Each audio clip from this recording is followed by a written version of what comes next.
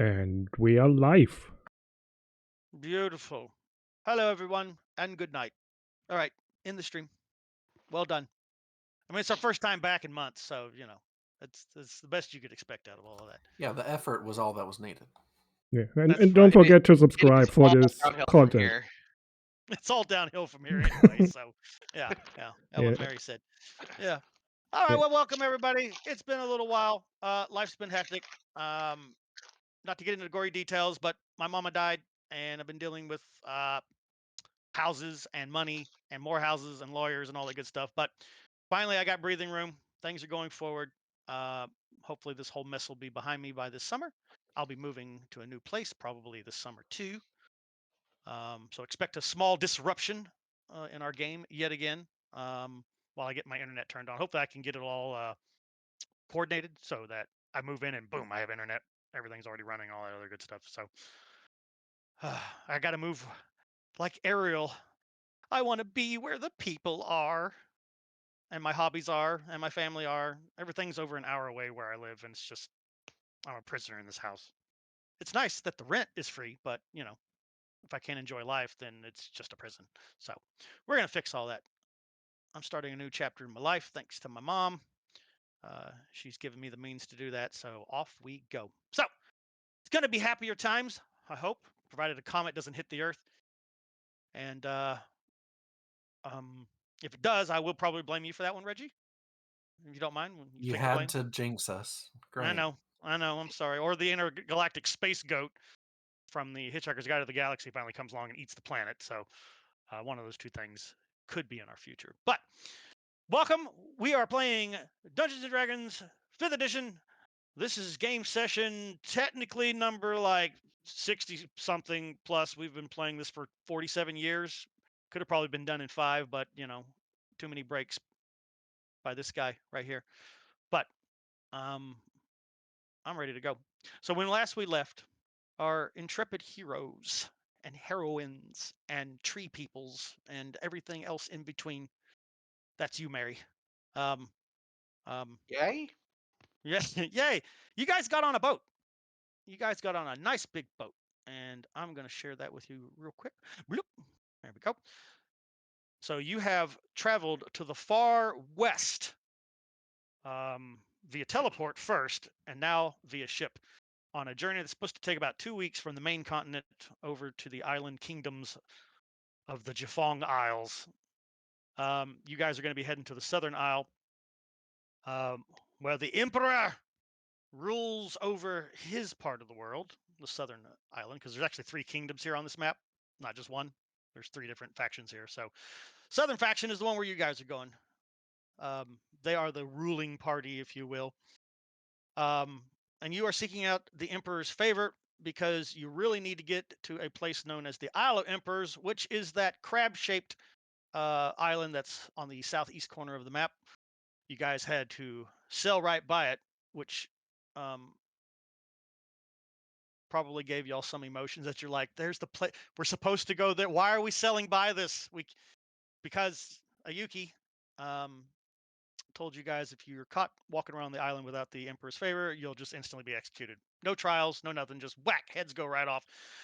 You were given the option to land there illegally. The captain who is carrying you said he could do that, but Ayuki really said no, don't do that. Let's take the good, let's take the proper route first, and then if that don't work, then screw it.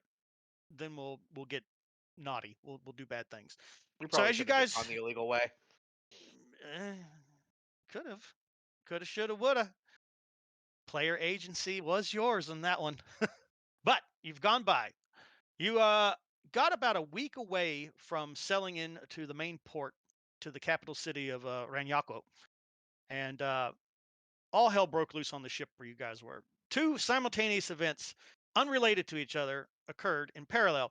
First off, um, Ayuki, the very person who's guiding you here, uh, suddenly had a slight case of agony in the forehead, and a branded tattoo just suddenly started burning itself into her forehead as you guys got closer.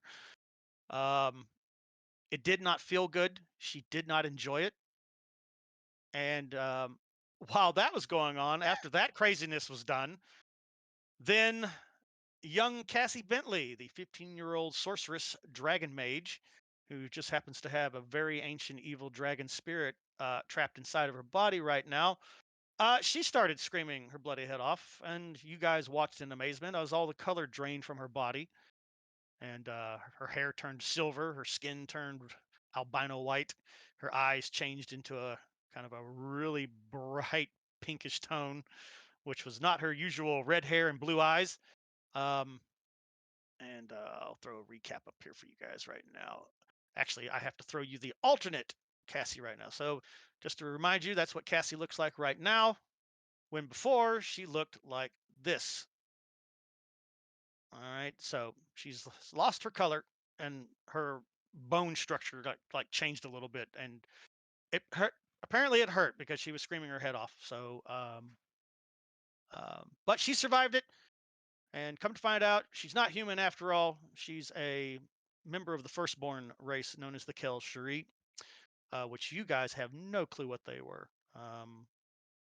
But she gave y'all a little bit of a exposition dump, what she learned from the book that was given to her by the now dead mentor that she had, Mr. Oh, what the heck was your first character's name, Mary? Was it Kryn. Kryn, yep. So Kryn died heroically or stupidly, whichever way you want to say. Take your pick, one or the other. You know what?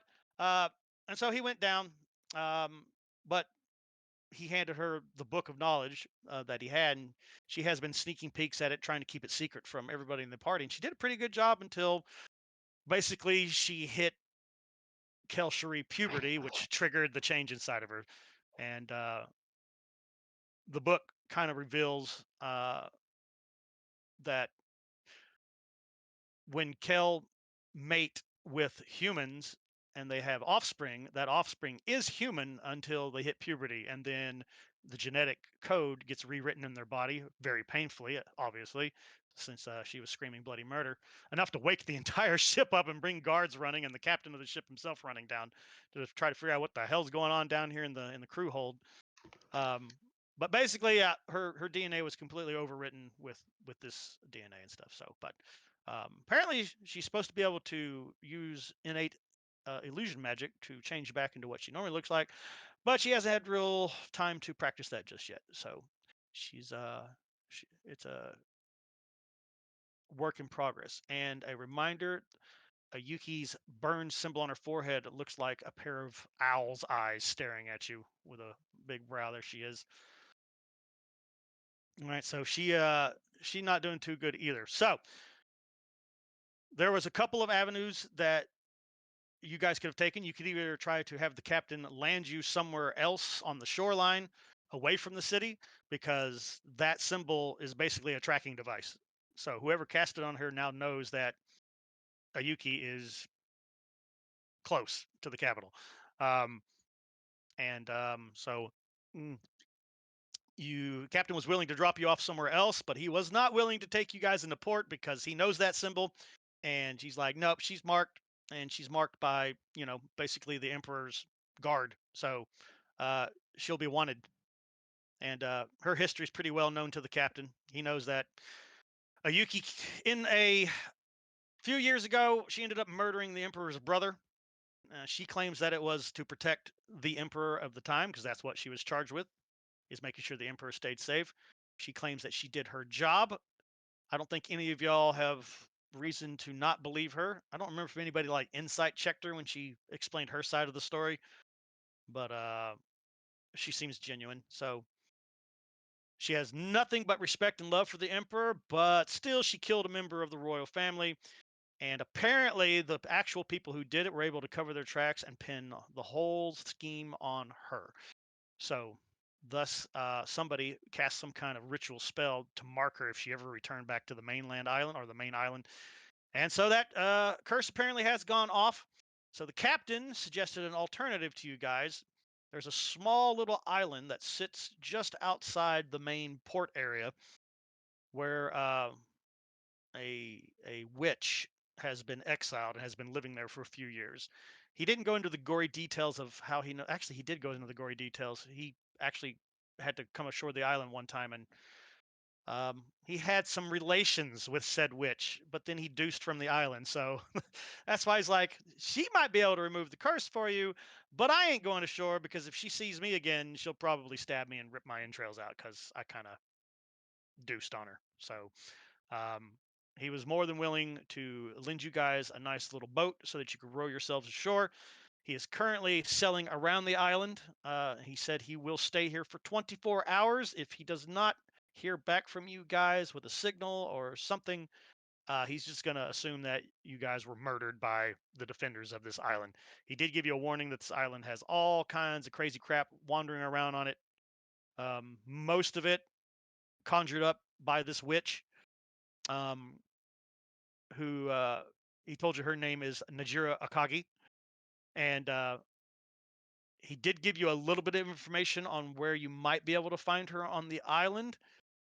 This is the one thing you may want to add this to your toolbar at the bottom, this map here. This is the island that you guys are currently on.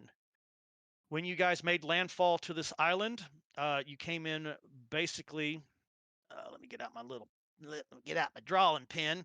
So you guys came ashore basically right here. Whoop. Everybody can see the drawings there.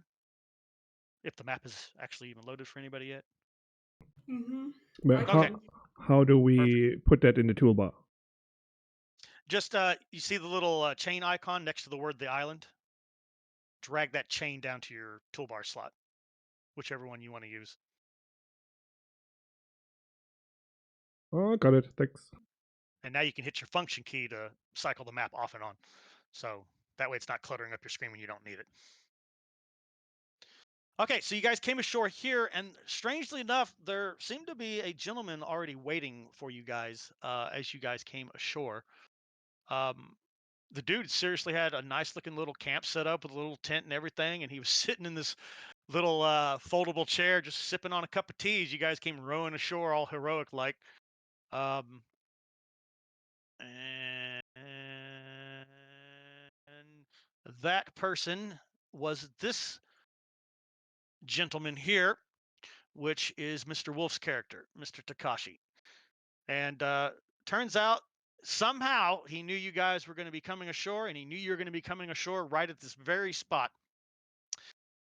Before you could really get into it super much, he basically he said he was here to arrest Ayuki, and also wanted to know what you peoples were doing with this, slayer of royalty.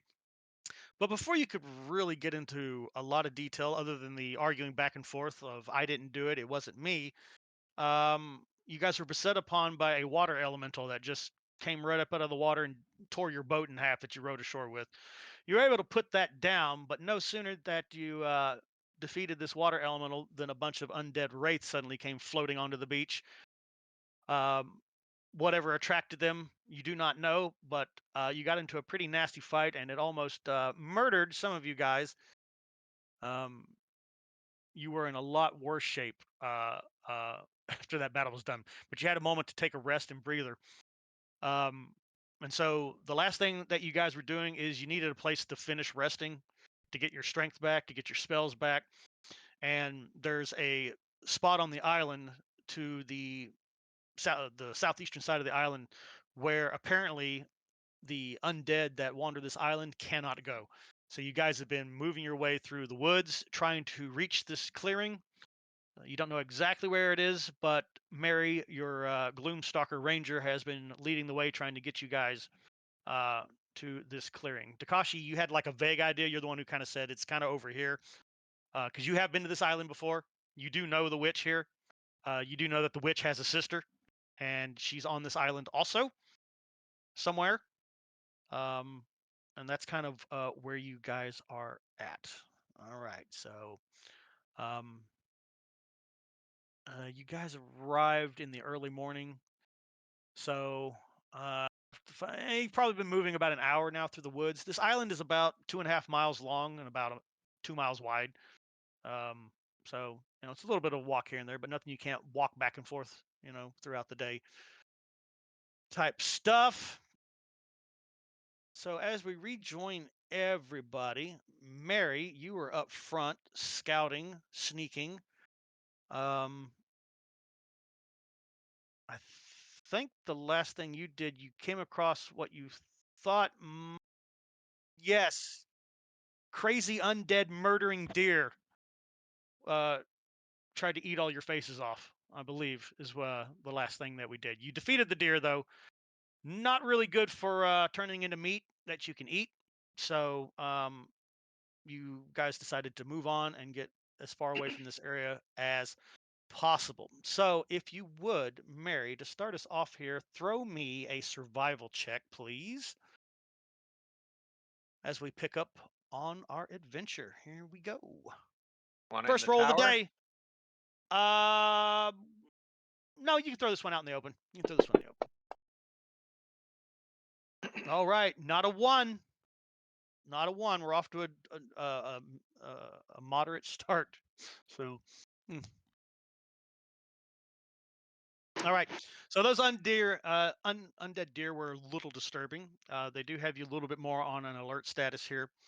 I assume you went ahead and moved ahead of the party yet again, and you were keeping what, about 120-foot distance from the party? Edge of the light from whatever light source they're using. Well, right Like just now, I beyond mean, the end of it. well, right now it's daytime. Although the I canopy thought it here was is evening. no. You guys arrived in like the morning, so y'all have been traversing just a couple hours in here. But it is kind of dim light because it's a thick canopy, so you're getting those god rays, coming in from the Okay. side from the sun. That's not quite risen into the sky, all to its afternoon apex. So so yeah, there's light beams coming in, shining through the west, down through the trees and stuff. So it does make it very gloomy, right? Which fits perfectly with your gloom stalker, right? So it's a little gloomy in here. The trees feel sad. Gruak, you kind of got that feeling too because you forgot one of your core racial abilities is root warping, where you can go through one tree and pop out of another. And you did finally use that, and the trees felt very sad here. But they're alive, so you can use them, but it's almost like when you go through them and you pop out on the other end, you come out all emo and shit, right? You're like all depressed and shit when you come out of the tree. It passes quickly, right? But you definitely feel the empathy of these trees that are not too happy. As you're Don't walking be such a along, weeping willow. yeah. As you're walking along through the forest, I can imagine that you're probably reaching out and like scraping your hand along tree trunks and stuff, trying to get a feel for the trees. And as you're doing that, you kind of get the trees start to feel less depressed the further east you move away from that horrible landing that where everything tried to murder you all as soon as you got here. So it does feel like the forest is getting a little bit healthier, or at least whatever undead forces are in the area are kind of pushing away. So you feel that you're kind of on the right track. Um, and then same thing with you, Mary, as you move along, out in front of the group, scouting far enough away that they can't be screwing up your stealth rolls and stuff, so you can stay as maximum stealth as possible. You start to get a little more ambience starting to come back to the forest area around you. So you're starting to hear those little insects and those little tiny birds start chirping again that were devoid from the area where you guys first arrived. So as you roll that 14 on your survival check, you start pivoting the group a little bit more towards a southeasterly direction. You guys can see the pin that's on the map too, right? The party pin. Yep. Okay, fantastic. Look at that. See, we know how to play. Kind of, sort of. X drawing mode, please. All right, so you kind of pivot a little bit and kind of move more into this, kind of healthier forest area. So you are basically actively head on a swivel here. So why don't you throw me out a perception check? Gruak, you can go ahead and throw me a perception check also. Who's in the rear with the gear? You guys got an NPC back there or one of the players back there covering?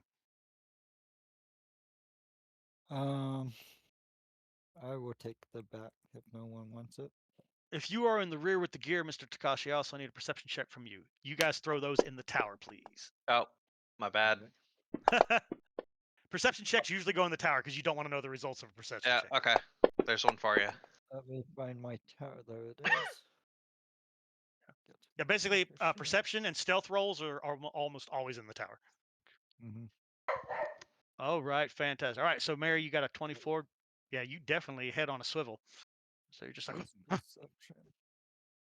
You're like, we had undead deer. I'm not gonna let undead bear sneak up on us. No way at all. All right, and there's Takashi's roll here. All right, all right. My God, you guys are amazing. I want you to know, all of you that rolled in the tower, there's at least a 1 in your roll. There's at least a 1 Nice. somewhere in your roll, just so you know. Whether that's an actual 1 or it's a double digit, I'm going to leave that to your imagination. So, Mary, as you're out front, we'll go with you first since you did roll very high. You kind of pause. Are you sticking to the ground? Or are you swinging around like Tarzan up in the trees? Is the canopy like close enough together that I could hop from tree to tree? In some places, yeah. In this area where you are, the forest has definitely gotten thicker. It's gotten more livelier. Like say, you're hearing, birds and stuff starting to chirp and stuff, and the wind. It's about a 15-mile-an-hour wind today, so you get that nice calming rustling of leaves and stuff. As well, not leaves because most of the stuff here is like pines and stuff. So, uh, but the trees here are older. The branches are much thicker, and you're not that heavy of a lady. Yeah. At least I don't think. What are you? Are you a 500-pound ranger? Or are you more like 150? Depends if armor's on or not. 'Cause I think armor's a little bit more than half of my total weight. Yeah. But Well, what's your raw weight without any gear? like 150, 150. Yeah, because you're kind of Well, ripped, how aren't you? tall is she? 5'8". Oh, she tall. 150 might be a little low in. I wrote 180 originally. Okay. Yeah, that makes sense with muscle mass. Yeah, because you're kind of ripped, aren't you, from your life as Yeah. a guard and all that stuff. So, all right. So yeah, the trees here. There's definitely some branches that can cover you, and there are places where you can like jump across, and you're pretty certain that the branches won't snap. So if you want to stay up in the trees and bounce it around, um, I'll give you an advantage on a stealth check. However, I need you to give me a athletics or acrobatics check as you bounce around between tree to tree to get into the best hiding position. If you don't want to do any of that and you just want to get on the ground, then I'll give you a regular old stealth roll. So which one you want to do? You want to be up high in the trees or low to the ground? I'll go up high in the trees. However, I do have a climb speed. Well, climbing's great until the part where you can't climb anymore and you have to leap across. Yeah, I'm to just the saying, next like, tree. I can get into the trees and stuff without a check. It's just moving from branch to branch. Right. This is Um, the acrobatic check or athletics check just to Do jump you across want that safely. in the tower? Oh no, you're gonna know if you fuck that up. You're gonna know if you mess that up. All right. With the ease and the skill of Spider-Man, you leap across, kind of swing around the tree trunk, and then you kind of crouch down. Go ahead and throw me a stealth check with advantage in the tower, so I know where you're at. Beautiful. Okay, fantastical. Excellent. All right, so you kind of climb up the tree and stuff to get a better like vantage point here. And you're moving through the trees, and you leap across onto the branches and hug onto the the tree trunk over there, and then swing around, kind of crouch down in a nice, what you believe to be a nice thick batch of pine bristles, and kind of peering through it and stuff. As you're up there, you start to hear the sound of snapping, like something is moving branches and sticks out of the way. So you kind of freeze in place, kind of staring down there, and as you continue to observe what is making that sound, your eyes hyper focus on that, and these two kind of smaller pine trees get pushed out of the way, and this large tree looking creature comes pushing through it, not unlike Gruak, only not lanky like him. It's definitely more beefier, like a gorilla type build, and it's kind of walking like a gorilla, um, forearms down on the ground as it kind of moves along, and it's looking around and stuff. It's kind of overturning, rocks on the ground and stuff, like it's looking for something. It You don't at first probably at first your thoughts probably like, oh shit, it's an undead, another undead thing, but you're not an expert on the Trelawney species, but he looks healthy from your vantage point. Like he's not corrupted or undead or anything like that. He has tree bark and all that stuff. He's a very dark brown tree bark type stuff. Doesn't really have any leaf coverings or anything on him, but he's very like muscular appearing. You know, as far as a tree can look muscular, but you know he's very bulky. He's very bulky. So as you are up here, what is going to be your next course of action? How far from me is he? Um, you kind of spot him out about the 80-foot mark from you, and he's to the And he's to the southeast of you, and he is coming your way. heading in He's relation to the party. I mean your party's behind you, so if he goes past you, he'll run into the party eventually, but he ain't gonna run into them for 200 feet or so. Okay, but so like on a collision course.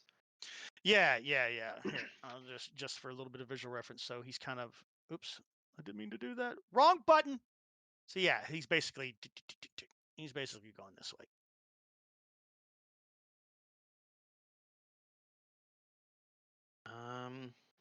Well, I'll draw my bow for now. Make sure I'm prepared for combat just in case. hmm Um,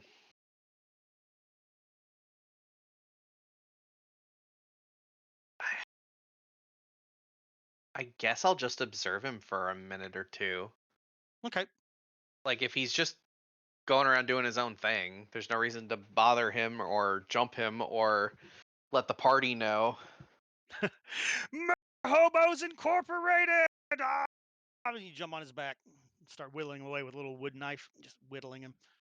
All right. All right. So you're just going to remain in an observation point. Okay. So 120 feet back from Mary's current position, we've got people. We got people. Let me see what you guys rolled again. Hey, I would be in the front of our column, the column that's further back. So let me know if I need to roll a perception check. I thought you did. No, sir, you were asking for it from everybody in the back. Oh, that's right. Yep. No, that's right. Because I lost my train of thought because I was like, who's in the rear? Yes, no. You should have rolled, sir. Throw it in the tower. No Do problem. it. Do it now.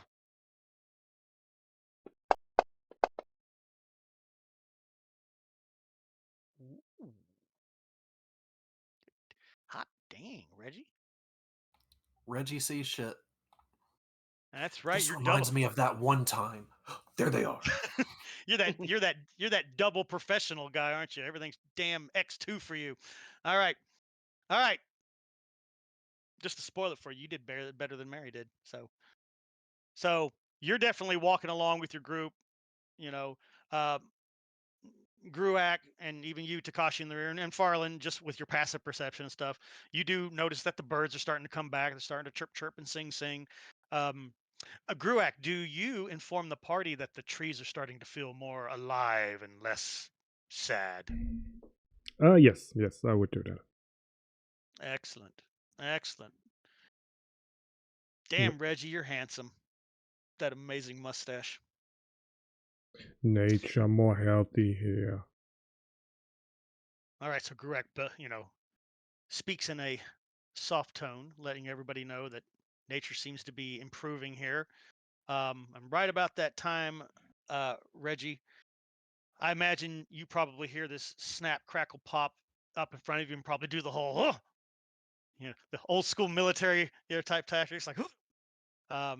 So as you hear some kind of disturbance, it's way off in the distance, but it's definitely a loud snap coming in front of you.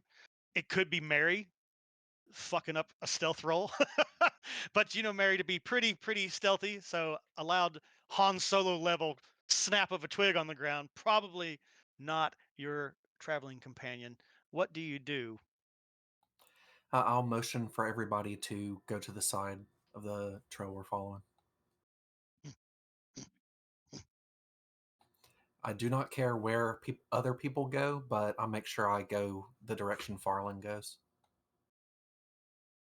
Oh, directions matter. Farland, are you going to the left or the right side of the path that you guys have been traversing through this forest.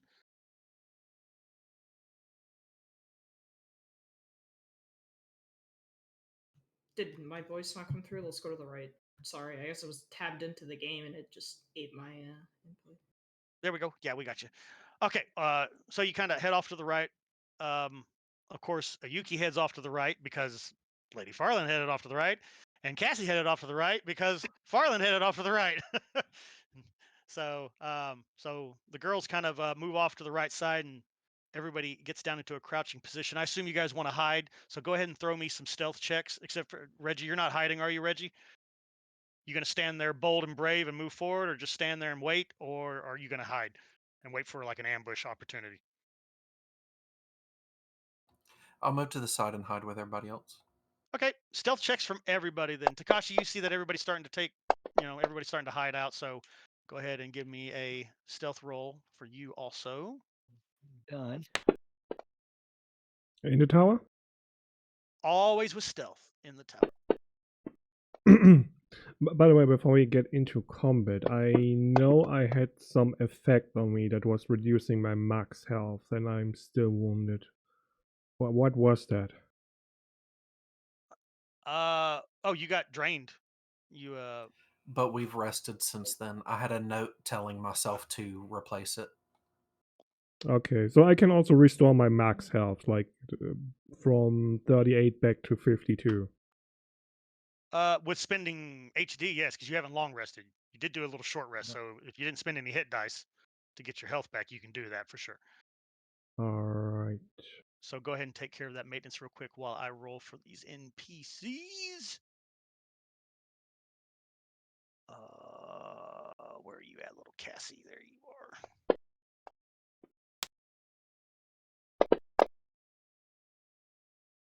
are. Ooh. Got a little bit of that heart recovery. And that goes back to my max health, not the health. Well, no, it's going to go into your health. But yeah, your max health has been damaged, right? Both. So yeah, the max health damage, I can't remember. I don't think that recovers. We got healing, didn't we? There's something that fixed it. Maybe Farland did lesser restoration on you guys, because that would have been required to get that off of you. So just because it's been so long, we'll say that you guys spent some time. Lady Farland threw out some of her lesser restoration capabilities. So yeah, anybody that had damaged max HP, go ahead and restore it, and then use your hit dice to get whatever health damage that you have back up to full. How That goes can for I you add too, it Reggie. again?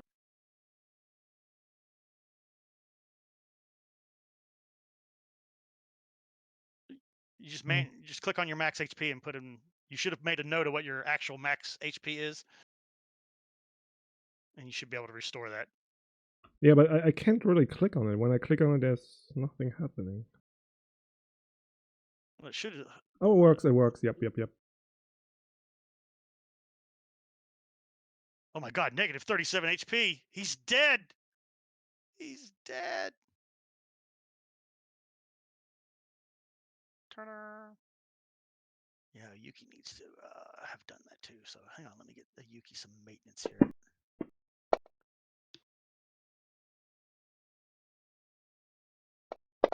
Yuki wants to live.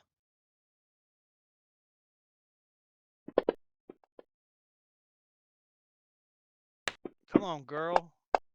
Oh my God, she's rolling horrible on this recovery. And she'll do one more.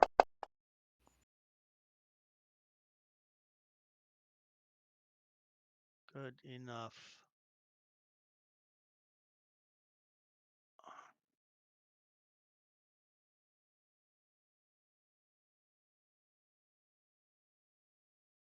Uh-oh. Uh-oh.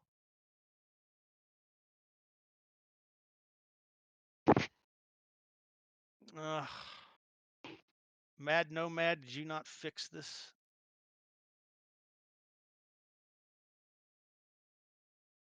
You guys are still bloodied up in the left-hand corner portraits, aren't you? Yep. Dude, what the fuck did this guy do to his own plugin? Lift it up. He sent out a little message too when I logged in talking about, I apologize for the inconvenience. I hope that wasn't part of it.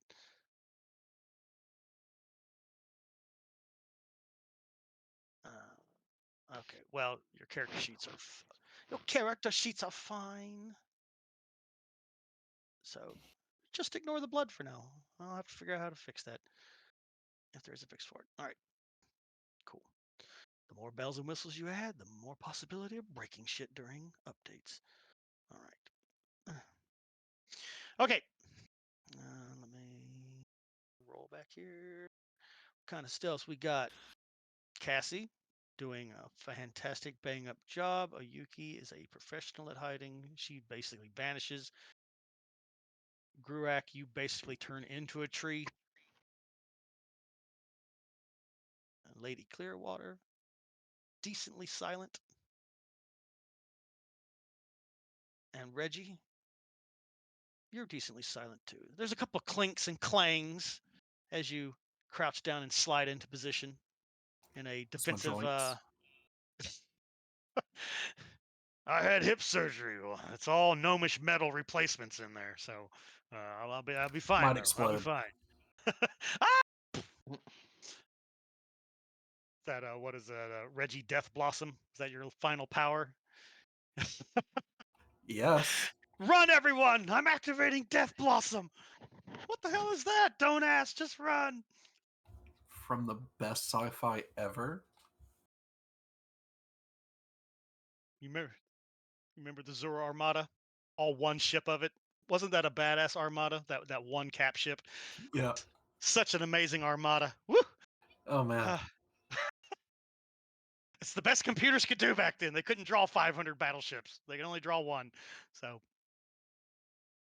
it's beautiful though. Okay, so everybody's in position. Everybody's crouching down, waiting to see what happens. All right, since you guys are all in your position, we'll move back over to Mary's point of view here. So Mary, this apparent Oakhart Trelawney is getting closer and closer. He closes within 60 feet of you, then 40 feet, 30 feet, and then 20 feet. He's practically almost underneath the tree that you're on. He's overturning stuff. And he gets to see because he is looking for something. Well, All right. before that, did I notice the party leave the path?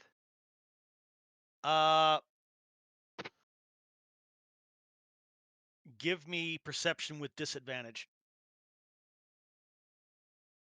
in the tower.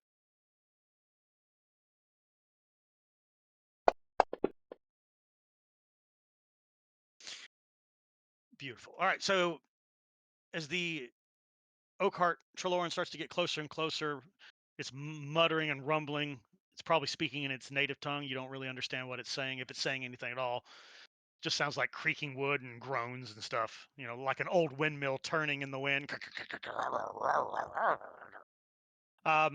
kind of you don't want to move too much and give away your position, so you just kind of turn your neck as far back as you can. But the tree canopy behind you is a little bit thicker than you'd like, and you cannot really make out your party behind you at this current time. Okay. All right. And then let me see what he rolled, because he is actively perception, but he's not actively looking for you. So he definitely doesn't notice you up in the tree above him. You're pretty much perfectly camouflaged right now in all of your green clothing that you like to wear, green and browns. So he does kind of stop at like the 10-foot mark, and there's like this tree that's fallen, right? And it can't get up. Kind of an older tree that looks like it fell over and died from natural causes, right? You can't tell without a full forensics investigation and chalk outlines and crime tape just to see if it, was murdered and fell over. But it's down there. He kind of stops and he picks up one end of it and he basically pushes it and lifts it all the way above his head so that it's, he's got it leveraged above him now. He's just kind of looking on the ground and stuff. And whatever he's looking for, apparently he doesn't find it because he just throws the trunk back on the ground. From your position, of course, you hear the whole forest come alive with rustling and a large thump, Reggie. Here I Just come. rustle, rustle, rustle, like, oh shit. Something big is up in front of you, Reggie. Something that was enough to apparently knock a tree over, it sounded like, from your point of view. I'll go ahead and silently slip Orland's Grace out into her definitely preferred form of a hammer. I'll hold the back of her blade. The most disrespectful thing ever. You got me for a moment. I thought you were actually Okay, going to sorry. draw it out properly. I thought you were going to actually draw no. it properly. I'm sure she thinks the same thing as I then just lift her up as a lucerne.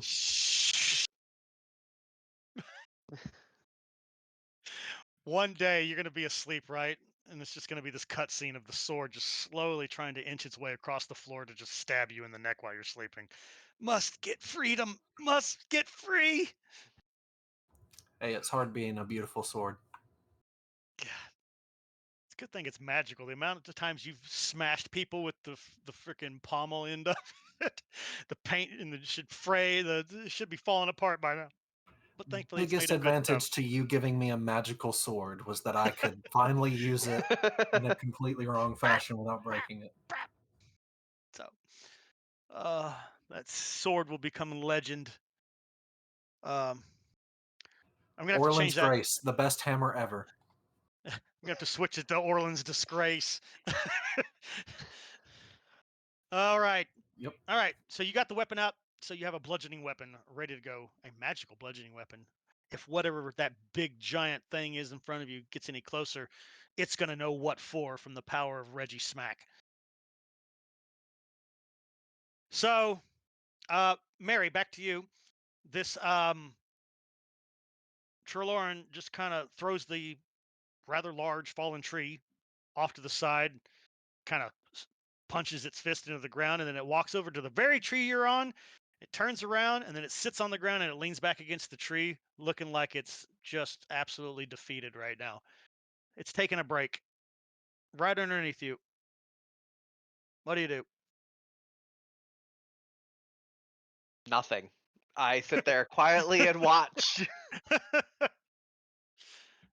Especially after it making a very large noise, I'm sure that at least Reggie picked up on it.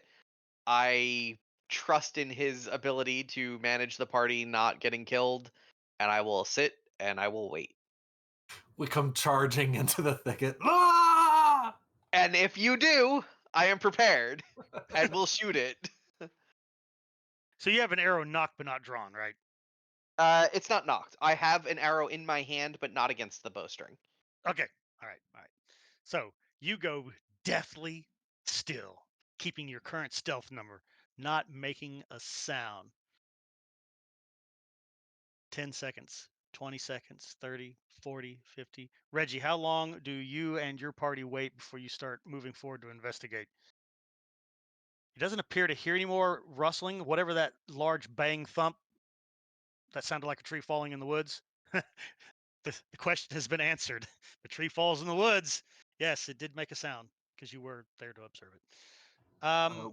We'll wait about a minute or until Gruak can't fucking take it anymore and he starts asking questions. Either way. Exactly. Once he starts talking, there's no way we're hidden. So yeah, Gruak basically is doing. The only reason why you know Gruak is there because he rolled really good is because you saw him freeze in place and basically he went vogue. He just struck a pose. So he looks like a damn tree next to you right now, especially with his eyes closed. So so how long, Gruak, before nobody moves or says anything, do you come back to life and open one of your eyes and look around and take action? Like, yeah, like 30 seconds. 30 seconds. All right, so 30 seconds into this wait time. So we're gonna rewind the clock back a little bit. 30 seconds. All right, Gruak, you pop one eye open and look around. Nobody's moving. Everybody's just crouching and hiding behind trees and stuff. And you heard the loud bang too. It sounded like a tree falling over. You've been around enough trees to know what a falling tree sounds like. Hell, you've fallen over a few times. Maybe even drunk once or twice off that berry juice. Yep, damn berry juice. Not my fault. But I can't see it from where I am, right? I don't know what No, it was. you can't see anything. You just heard it. There's just too many trees between you and where Mary's located right now. There's 120 feet of trees, like between you two. But you did hear it. It was loud enough that it was like thump, boom, boom, brr, brr. Can I maintain somewhat of stealth by moving forward very, very slowly? What you're asking is, am I going to make you re-roll your stealth roll if you start moving forward to investigate? Yes, I'm going to make you re-roll your stealth roll because you are no longer in a standing position. Okay, let's give that a try. All right, throw me a new stealth roll. So, Reggie, as you're sitting there, suddenly the Gruak tree becomes a living Gruak tree and starts to slowly creep forward while stepping on bushes, cracking branches, and just, moving forward. But he's doing it ever so slowly, like mime levels of like crack. It's almost painful, Imagine, if you will, a bunch of broken glass, and he just managed to find all of it, and he's just stepping in all of it very slowly, grinding it in with his big tree feet as he moves, through all the brush and stuff. So he's definitely gotten curious and he's starting to move forward. And he's not doing it very silently. All right, let's go. I'll try to quietly follow along behind, but he's All right. taking the first hit. All right, so you send a signal back, hand signals back to Farlin and all the way down the line to Takashi to like let's keep moving, but shh, do it quietly. So, if I can, from all of y'all, let's begin moving. Every single one of y'all, throw me a new stealth check as you start to creep 120 feet forward to where you believe Mary probably is. And these all go in your tower. Me too? No, you've already made your roll. Okay. You made your roll. Now lie in it. Lie in it with I'm going to make a conscious effort to keep track of the distance we traveled to try to have a good estimate of where I think she should be, but I get imprecision. Gotcha.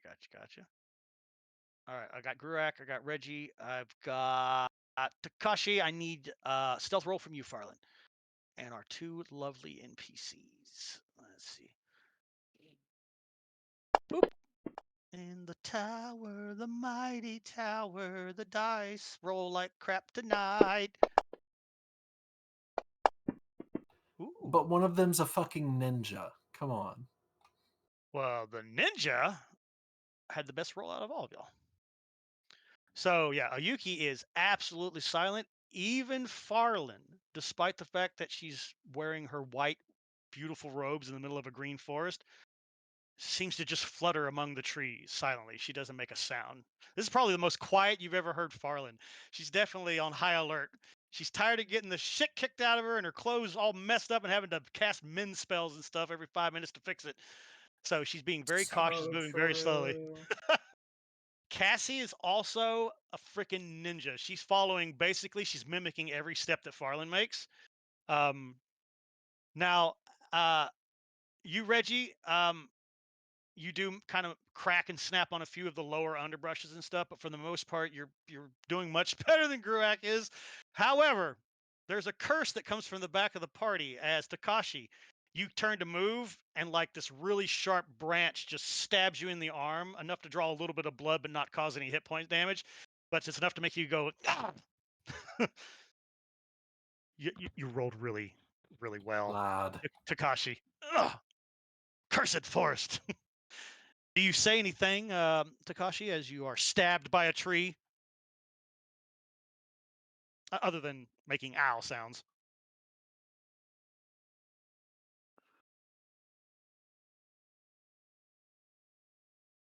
Are you muted?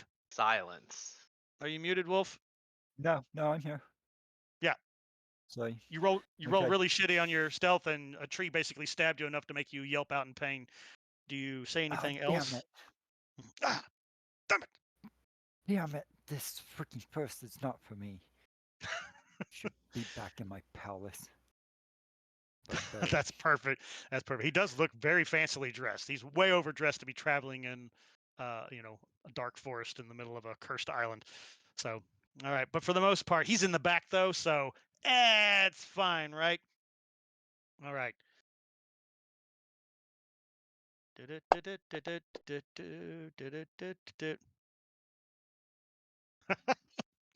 Wow, this guy rolled even worse than Takashi. Okay, so Mary, as you are uh, as still as a statue up here, staring down at this Trelawney,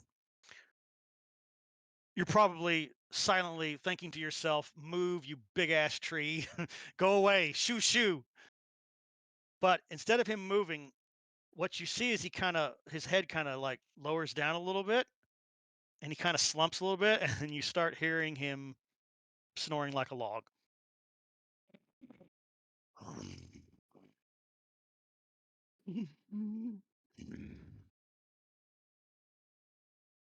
Okay.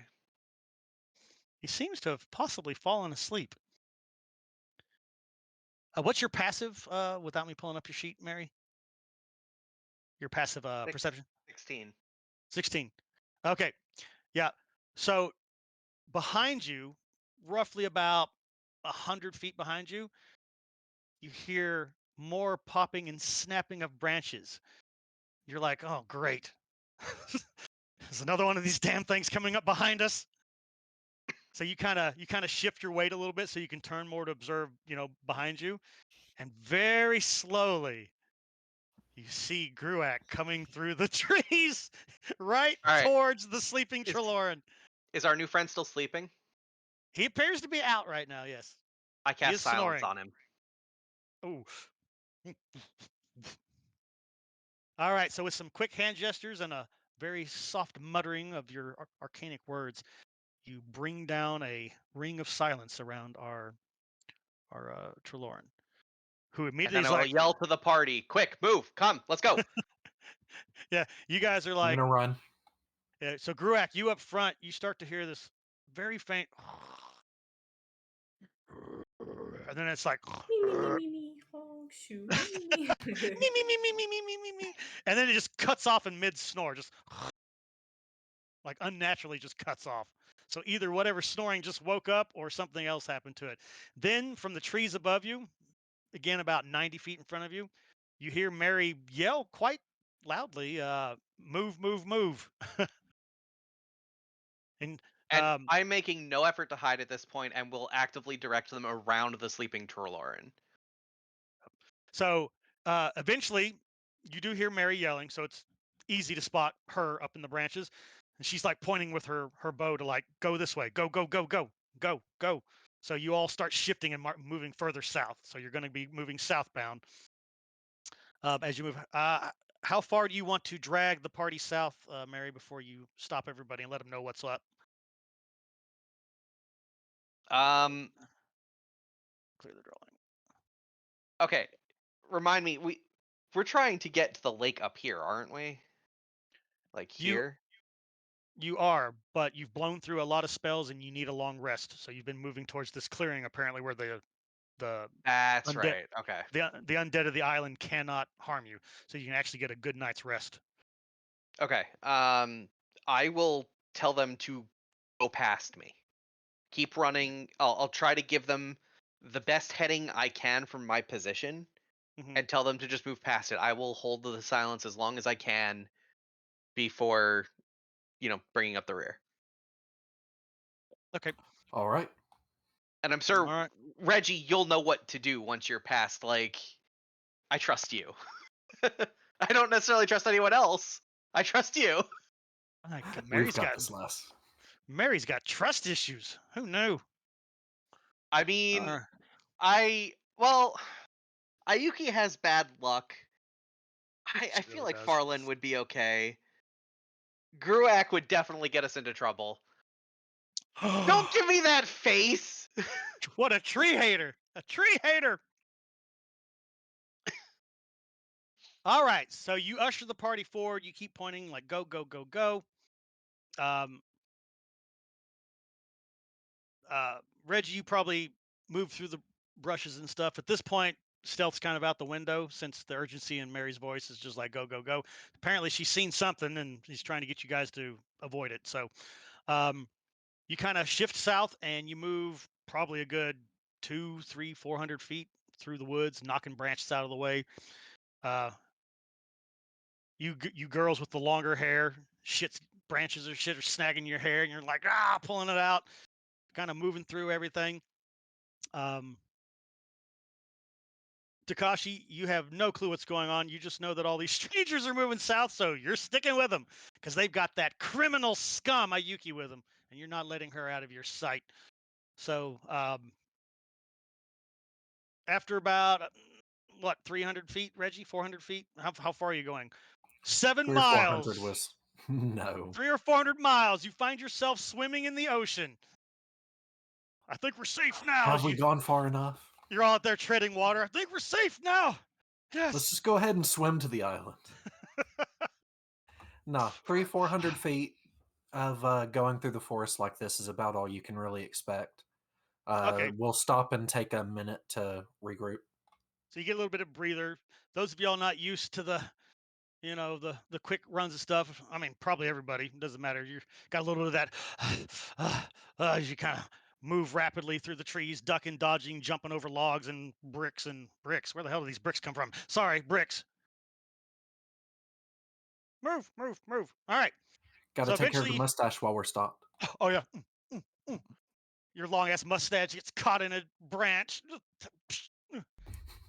But Dragon it. Greg wanted to make new friends. Yes, well, if we didn't know, if we knew whether or not your friend would get us killed, we would absolutely stop and make friends. But we're not certain, so perhaps later. Greg can So- go back and ask if evil. And what would an evil tree say? It would say it wasn't evil, right? Hmm. It's tricky, isn't it? So Gruak, you didn't actually see it, right? So you're assuming there was something there. You're moving away. So you guys moved to about 400 feet, and you all crouched down, and Gruak's like, "Whoa, we could have made a new friend." And I would have asked if it was evil. And then Mary kind of just lands right there, 3-point heroic landing. Just what do you say, Mary, as you rejoin the party here?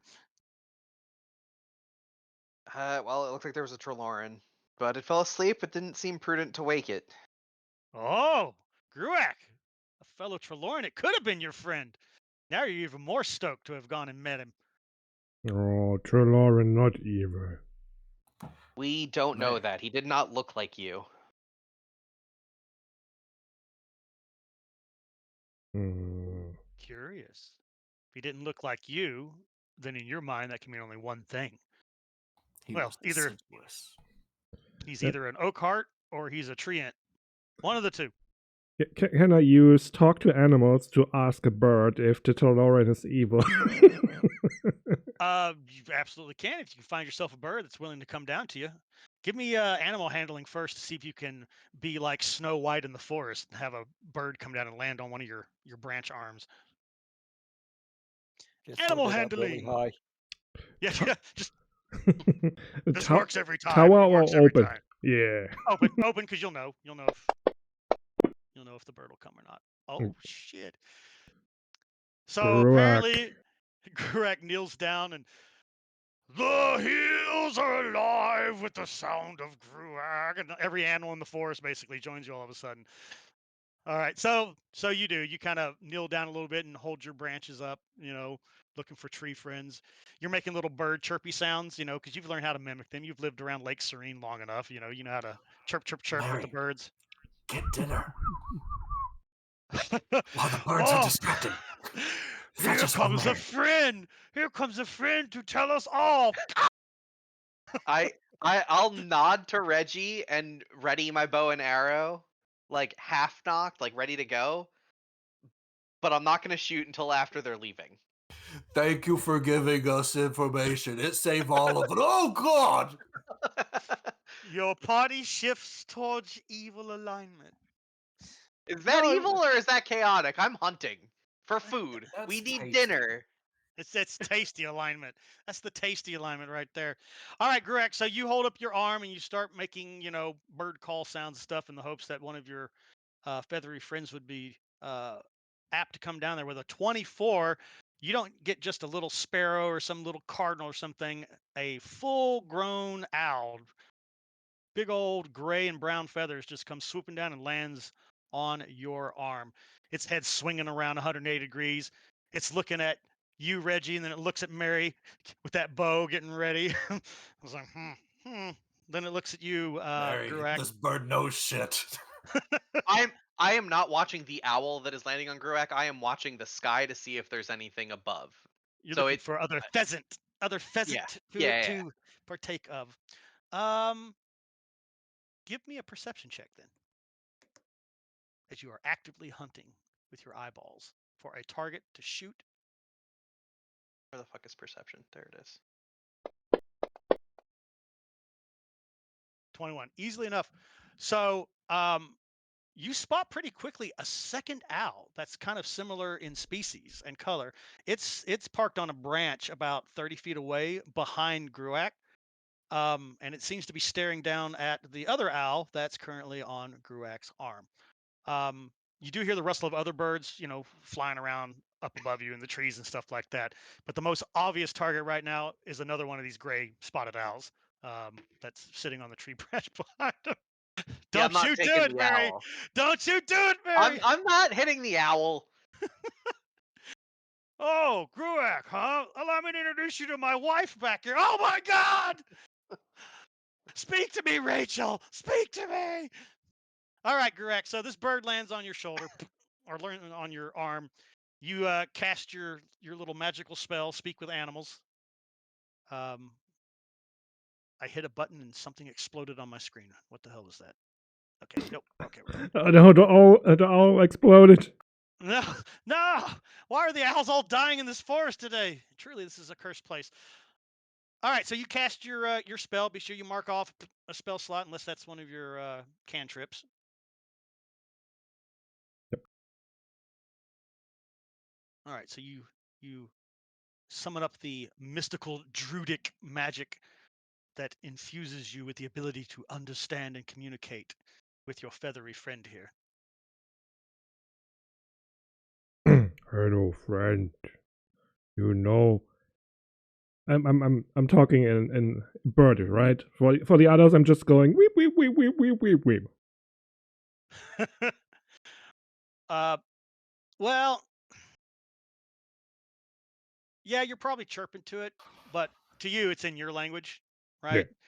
People interpret that spell differently and stuff like that. Whatever it is, they don't know what the hell you're saying. So Yeah. it just sounds like two birds chirping at each other. But so you're like, "Hello, friend." And he's like, "Greetings. There are many of you here today. Why are so many of you here in these woods? It is not safe here." Or the other Trelawney, they evil. They try to hurt you. Oh, no. I'm quite surprised that there's another one of you here. But no, he is not evil, as far as I know. He does seem to be distressed the last few days. He's been searching this entire area for something, but I don't know what it is. Oh, thank you for letting me know. And I give it some berries. Don't you have any mice or something on you? No. Oh. He puts the berry in his mouth and then takes off and rejoins his mate up in the branch. Bird said, Trelawney, not evil, just distressed. Look for something. Maybe we can go and help.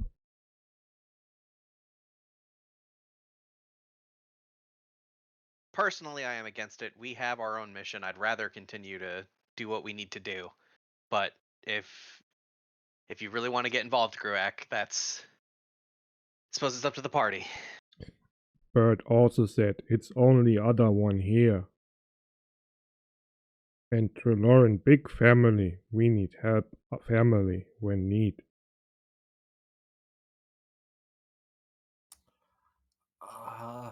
My vote is to forget the tree, but it's not up to me, Lady Farland.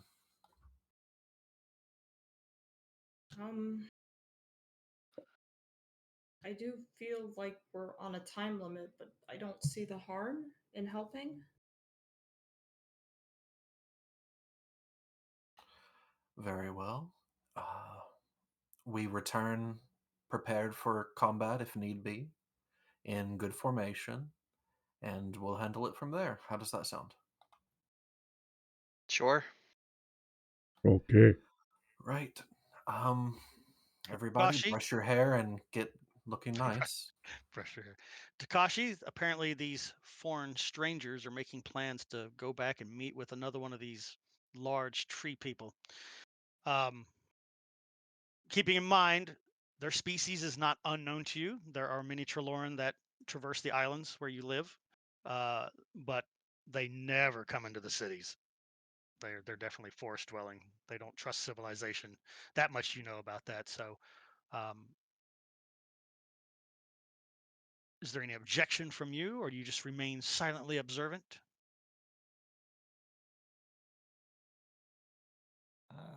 Um,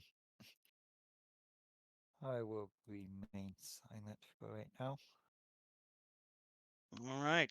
The strange individual from Jafong doesn't seem to have input at all. He just silently sits there observing you all. As you Yep, all, I am just watching right now. all right. So Ayuki just kind of shrugs a little bit. She's like, two big trees are better than one. Doubtful. Oh, we can tolerate you. Surely.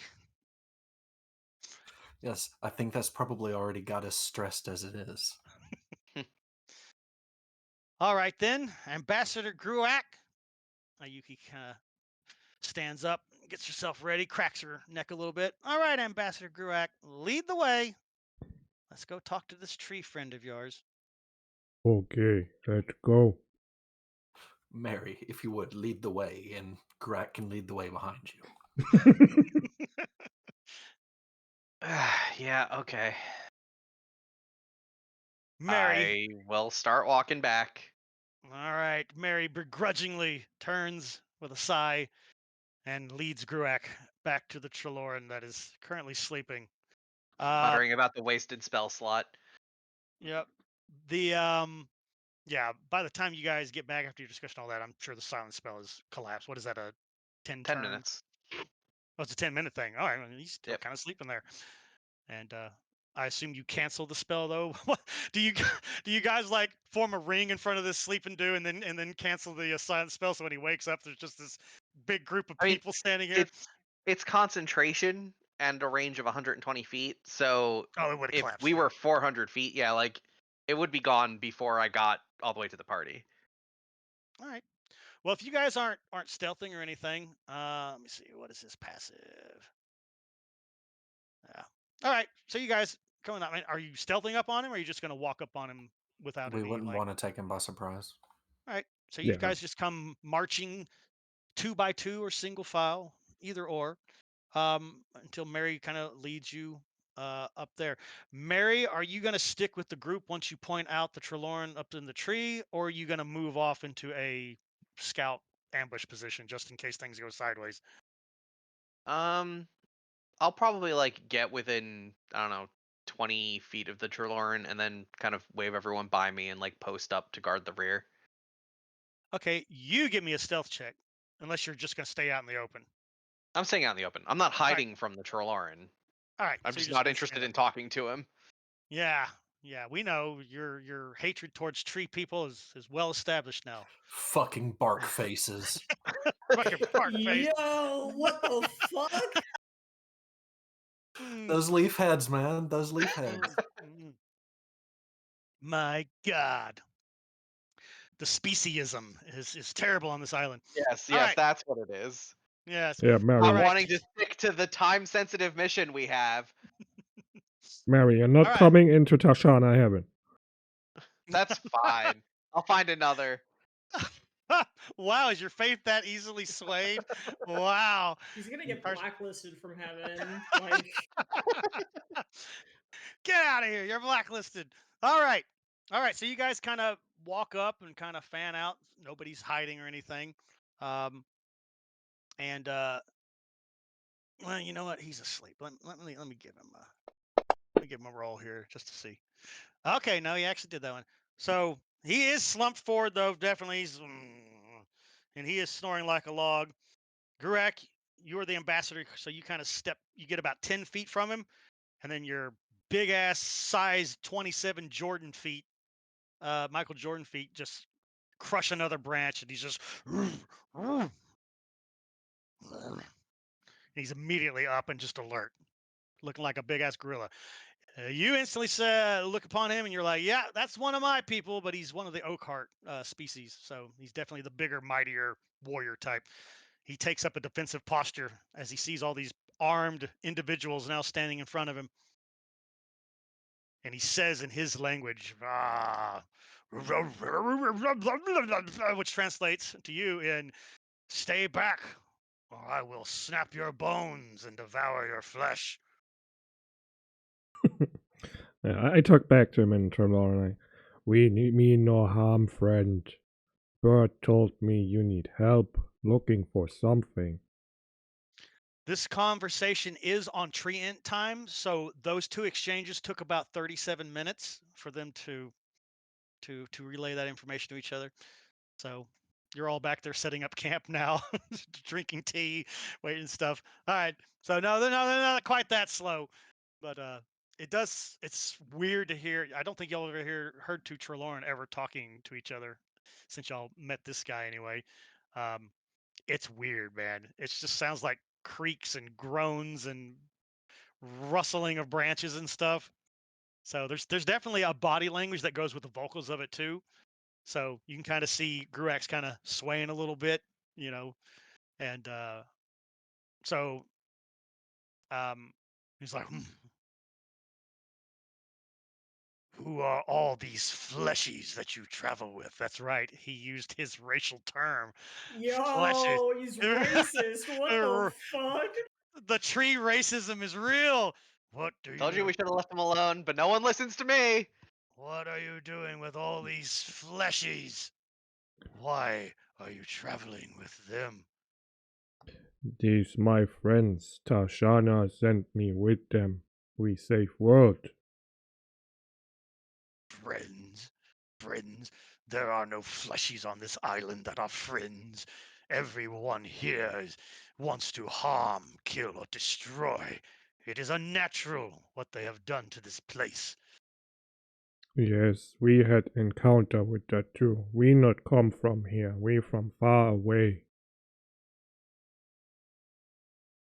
Well, yes. I've been here for years.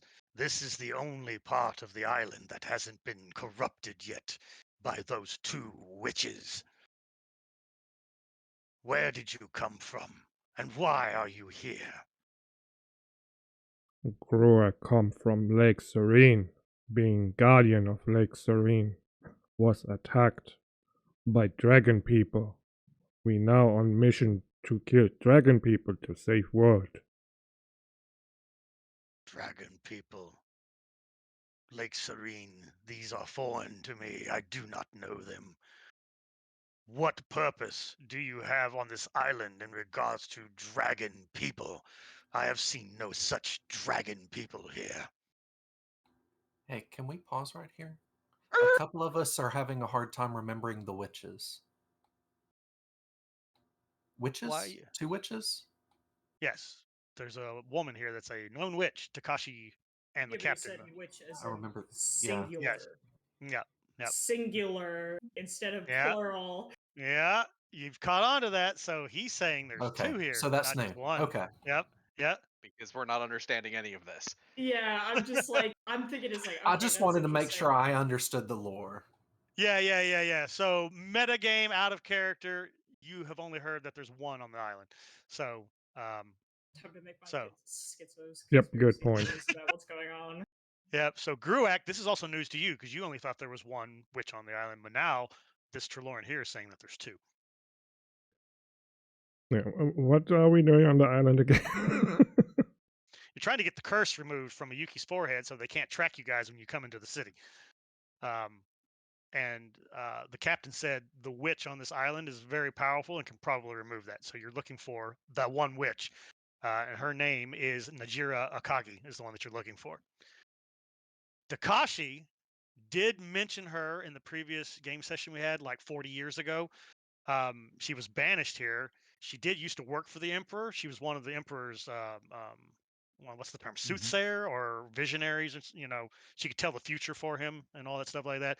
But apparently um uh she was guilty of something, and Takashi's Gestapo, that's right, Takashi, you run a Japanese Gestapo basically that runs around arresting people that are a threat to the emperor. That's part of your job. You're an intelligence gatherer, right? And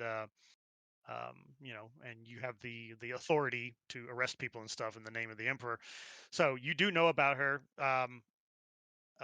You don't know all the specifics. You weren't high enough pay grade to know that.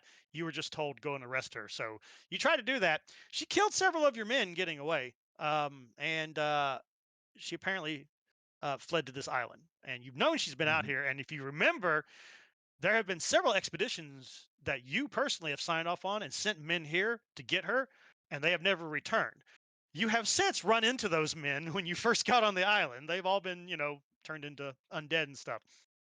So, um, the great mystery of what happened to all those men that came to the island, you assume she probably killed them all.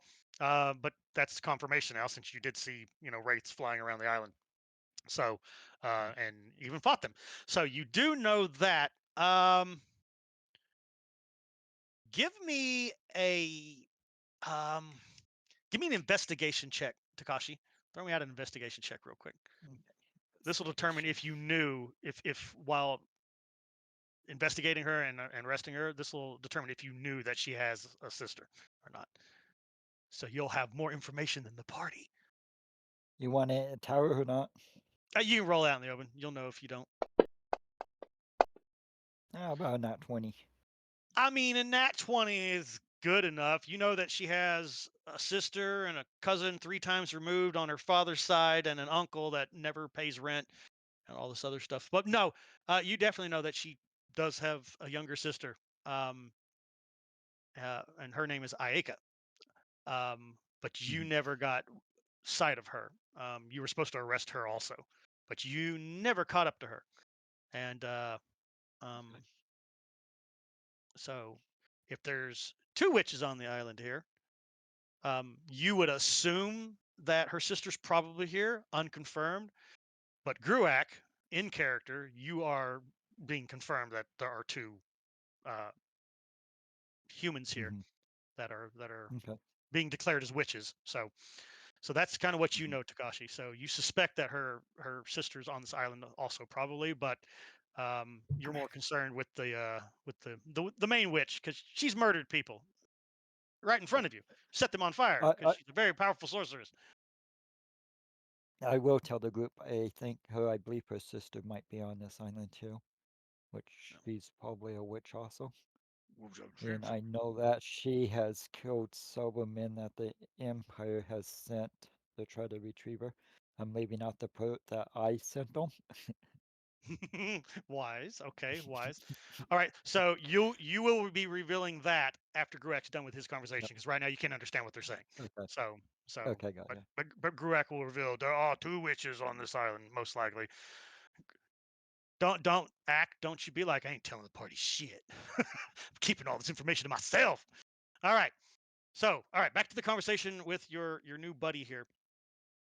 So there's what dragon people are you talking about? There are no dragons, only 2 witches here who are corrupting the island. There's no dragons here yet. But we want that no dragon come here. We need to talk to Emperor, but to talk to Emperor, we need to find the witch. But you say there are more witches. There are 2, both powerful in magic, corrupting magic. There were other Trelorn here, but I am the last one. The others have been destroyed. Oh, this is not good news. We need to go to Witch to remove the that. And this is not good. If you seek these witches, more likely you will be removed. Give me an insight check, Garak. Open? Yeah. 14 pretty good. All right. So as you're observing your new friend here, because obviously you guys are locked onto each other, right? You know, because when Trelorn speak, like I said, they don't use just their groans and creaks and stuff, but their whole body. So you have a whole body language and stuff here. So as you're watching him talk about how there were other Trelorn here and they were destroyed, you get a slight feeling that perhaps he's leaving off a little bit of information. Not necessarily lying, but he's omitting information from you. You can kind of see it as he kind of like doesn't. He kind of breaks eye contact with you a few times when he's like, you know, there were other Trelorn, but they were destroyed, and if you go seeking them, you will be destroyed too. He kind of breaks eye contact with you while he's saying all that. Friend, tell me why you are here on island. I live here. This has been the home of my tribe for 150 years, and now I am the only one here. I am trying to find something that was lost, something my friend carried, but I have been unable to locate it in the month that I've been searching. Oh, sorry to hear about loss. What? There are many more of you here. Reggie's smiling. He's like, God damn it, here comes a quest opportunity. No! No more side quests! Ugh. There are many of you now. More eyes. Perhaps you can help me find what I have lost. If you do this, I may be able to help you. That sounds good. What you looking for? There is a medallion that my master carried. A powerful object. I know it was dropped. I thought maybe the witches had stolen it, but no. No. It is here. I can feel it, I know, but the readings are distorted. I'm turned around. I don't even recognize my own forest anymore. Slowly the corruption creeps. Soon all the trees will be against me. Then they will destroy all of you. And me. We will help find, and then we go to witches. So the Trelauran kind of peers over Gruak's shoulder to look at the rest of you all as you're all standing there. And of course, you know, you had that pretty nasty fight, so some of y'all still got a little bit of the scars and you look weary and stuff. Perhaps your friends need rest before we head out to find what was lost. Some of them do not look good. I sense some of them have been tainted. And he reaches out and even grabs your arm, Gurak, and then turns it over to where that some of your bark is still kind of discolored where it hasn't quite fully healed over yet, right? So he's like, even you have been damaged by the corruption here. Rest first, then we seek. There is Yes. a glade not far to the east of here where you and your companions may rest in peace. The corruption has not yet risen. Oh, water! Friend, are you okay? Oh, oh, oh! You're fucking dying. Gravelly voices when it finally reaches that itching point in your throat. It's like, to the east there is a glade where you can rest unmolested by the evil of this island. The dead cannot go there. I will take you there. Thank you. What's your name, friend? My name is Bob.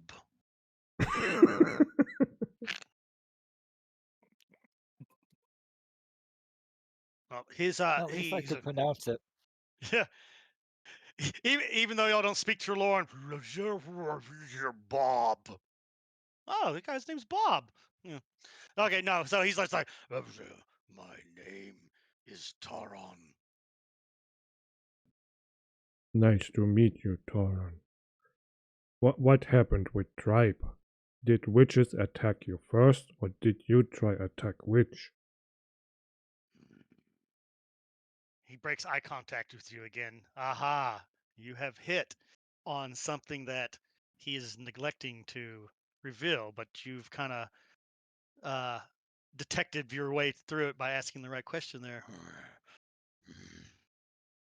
It is unclear. Perhaps it was merely a misunderstanding, but we tried to flee and they kept attacking us one by one until there was only 8. And slowly over the last few years, 8 has become 1. I understand. Maybe when we go to witches, we can clear out misunderstanding and can live in peace. I will not go with you to the witches, but I will point the way. Help me find this, and I will help you as far as I can. Good, we will do. Follow me then. I shall lead you to the glade. All right, Alright. so the Treloran kind of stands up, puts his big old forearms down. He's got like those he's got the Popeye like arms, right? Where he's got these huge forearms, but like smaller, biceps and stuff. So he just kind of leans forward and he just slowly starts to walk off towards the east. Gurak, you turn around, face your party, and I waved him on. Follow.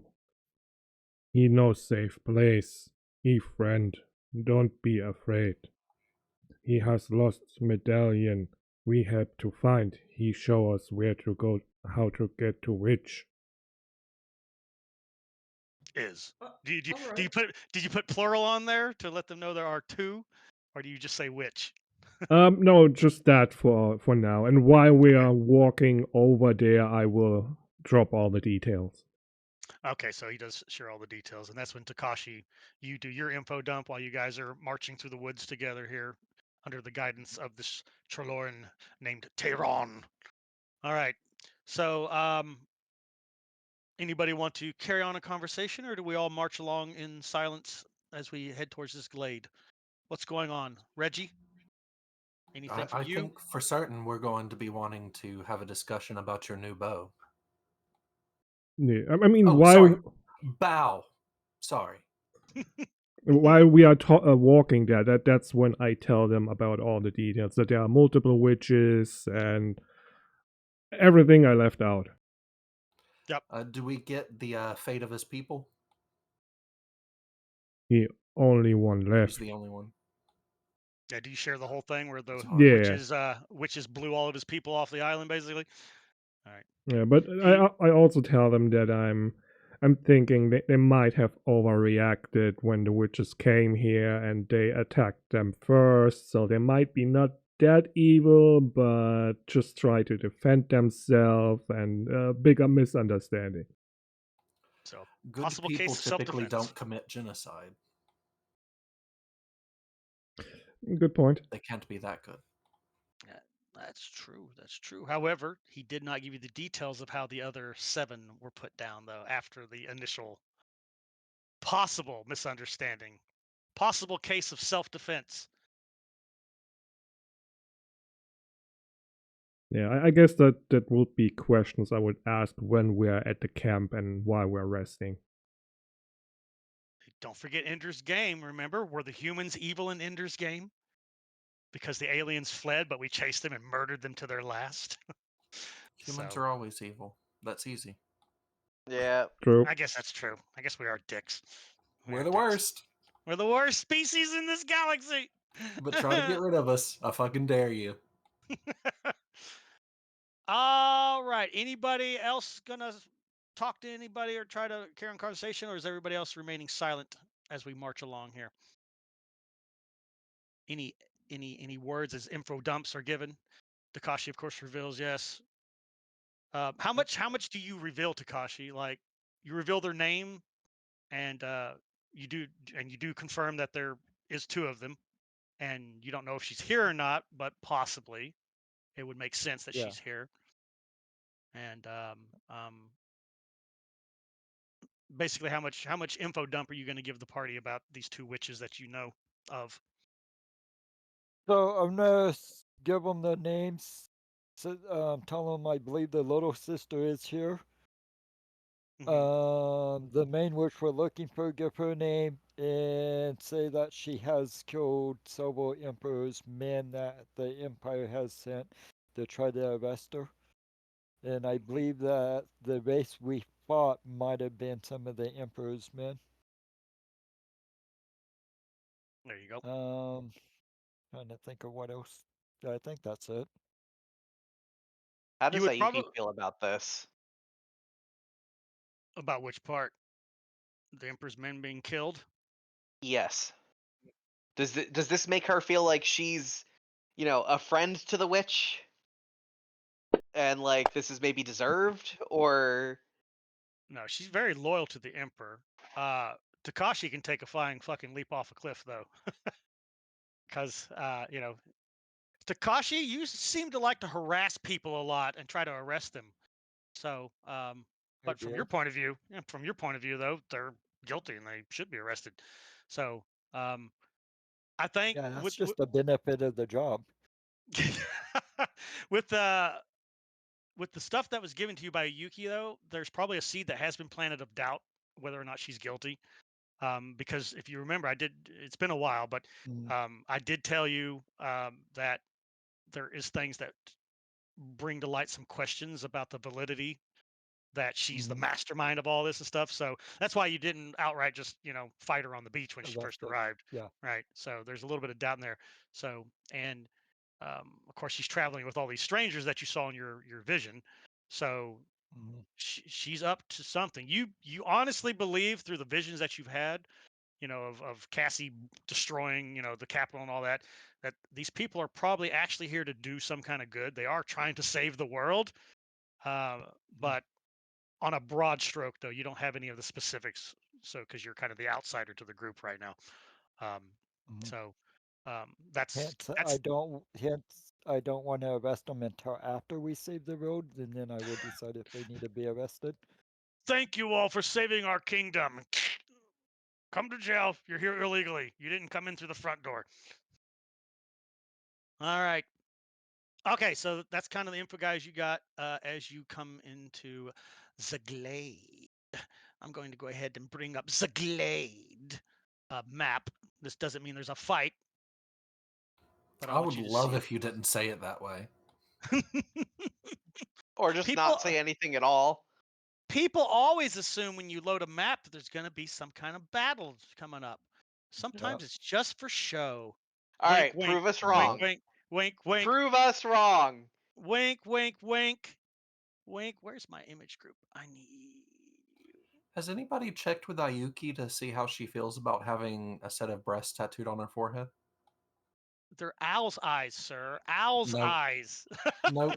Gurak, on your stream, if you could please, can you zoom into the breasts on her forehead? They're owl's eyes, sir, with the brow above it. Where are we at? Here we are. Do. This might take a moment to load for you guys, so hang on a second. Yeah, see Yeah. right there. Yeah, I mean, I can compromise with a bird with boobs. Get over here. A bird with boobs. Bird booby. Bird boobs. All right, let's see. I see Okay, we'll nothing turn but that off. darkness. Oh, there we go. Turn that off. Okay. All right. Has the map loaded for all of yous? Yep. Yes. Okay, fantastic. All right, so Tehran, he's bringing you guys in here from the west, so we'll come over here. So you guys are kind of right here. You should come in on the west side of the map.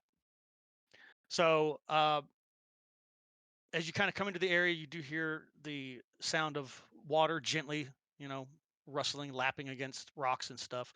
There is basically a small little pond here, and sticking out of the pond is this raised area that has this little narrow strait that kind of climbs up, up, up about 20 feet up off the water. So it's kind of a raised area, and the top of it's kind of flattened out and smoothed out up there.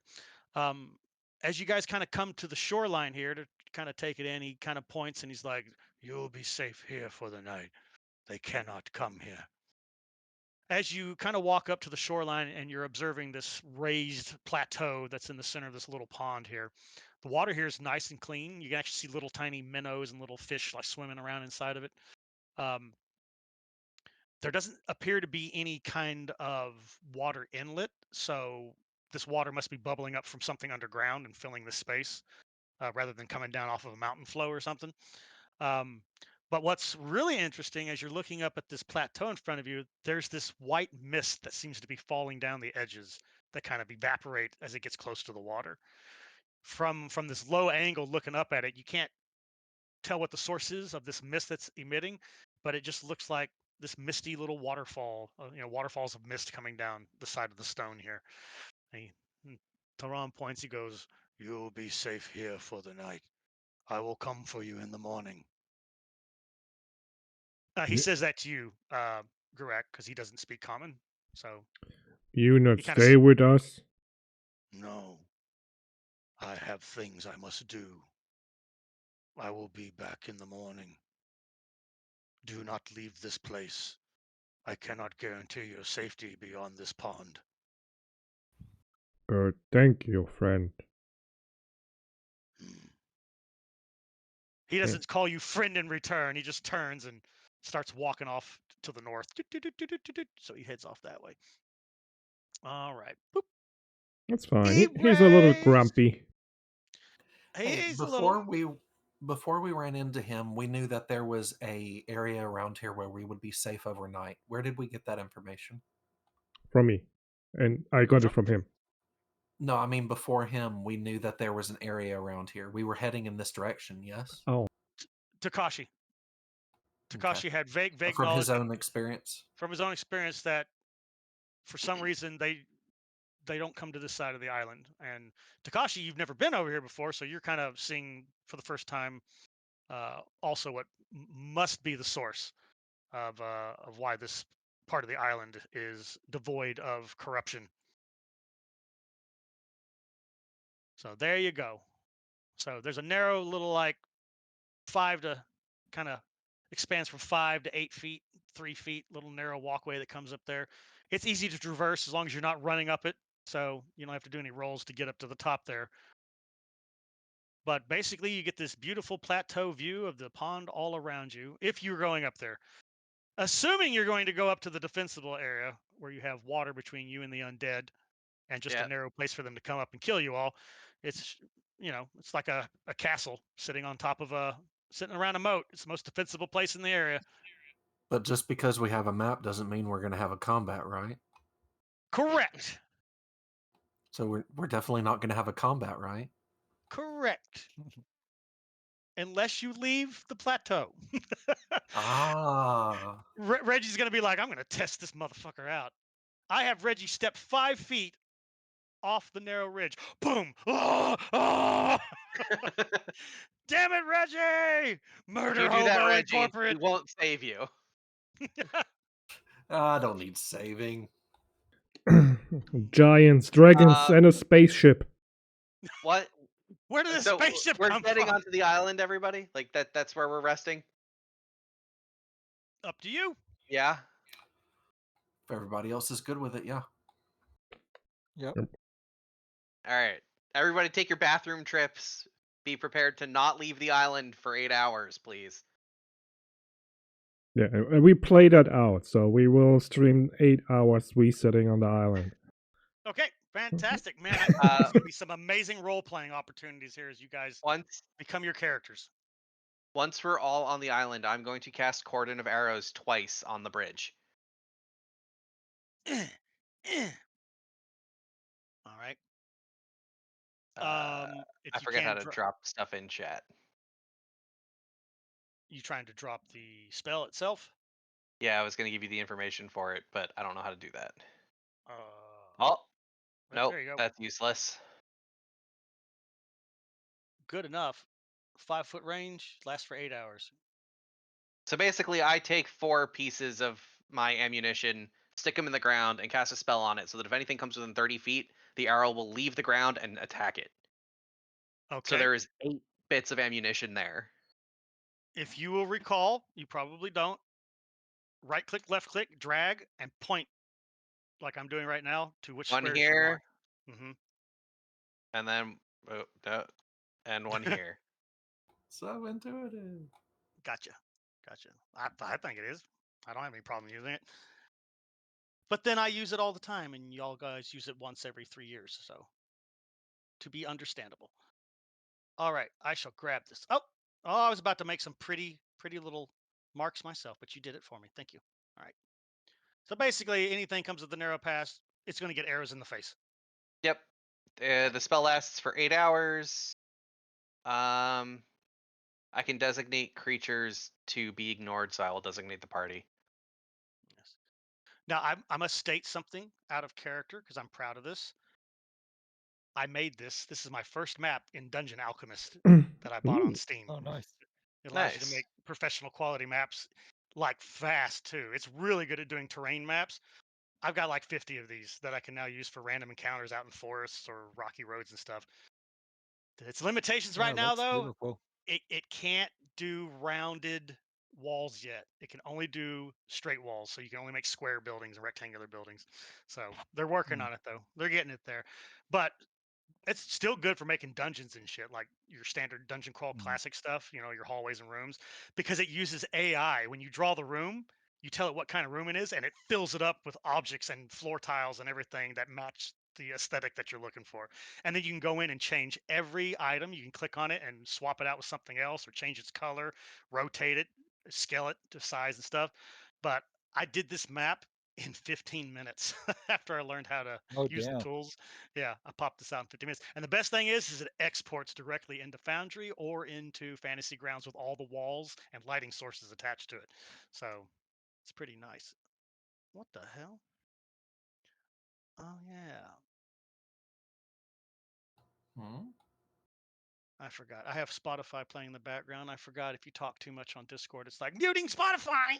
You're sharing your music. I was like, no, I'm not, you dipshit program. Oh my God. Worst thing ever. All right. So the party, you guys kind of walk up there. I mean, it's by the time you get here, it's probably like only like 1 or 2 in the afternoon. So you don't need to quite go to bed yet, unless you want to wander around on this island at night in the pitch darkness 8 hours from now. Hmm. But there's definitely time for you, Mary, to like go gather food or hunt down stuff that might not be undead deer and stuff like that. If you want to go hunting, because I know you wanted to shoot down some pheasants, but I you mean, didn't that's like. because it was convenient. We have trail rations.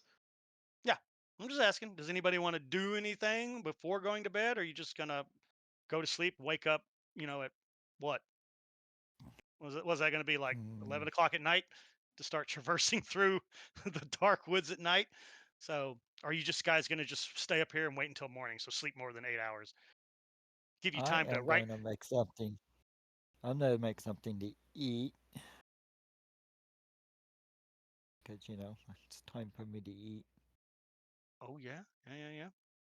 Okay, well, I'm before looking y'all to see guys what I do got. everything, let me describe what you guys see as you come walking up this narrow rocky Okay. path onto the top of this thing, because so as you get to the top here, the ground is strangely well kept. The grass here is not very tall. It's almost like it's manicured, right? Like somebody's been mowing it, taking care of it and stuff. Um, but you quickly lock on to the source of what's causing the mist. So if you zoom in real close on these mist puffs, by the way, these mist puffs are fully animated in Dungeon Alchemist, because you can actually use that as your tabletop if you want. So, but I don't like the way it moves tokens around and stuff, so I just use it for making maps and stuff. But there are these flowers that are coming out of the ground here. They're about the size of about a head of lettuce, right? About the size of a head of lettuce.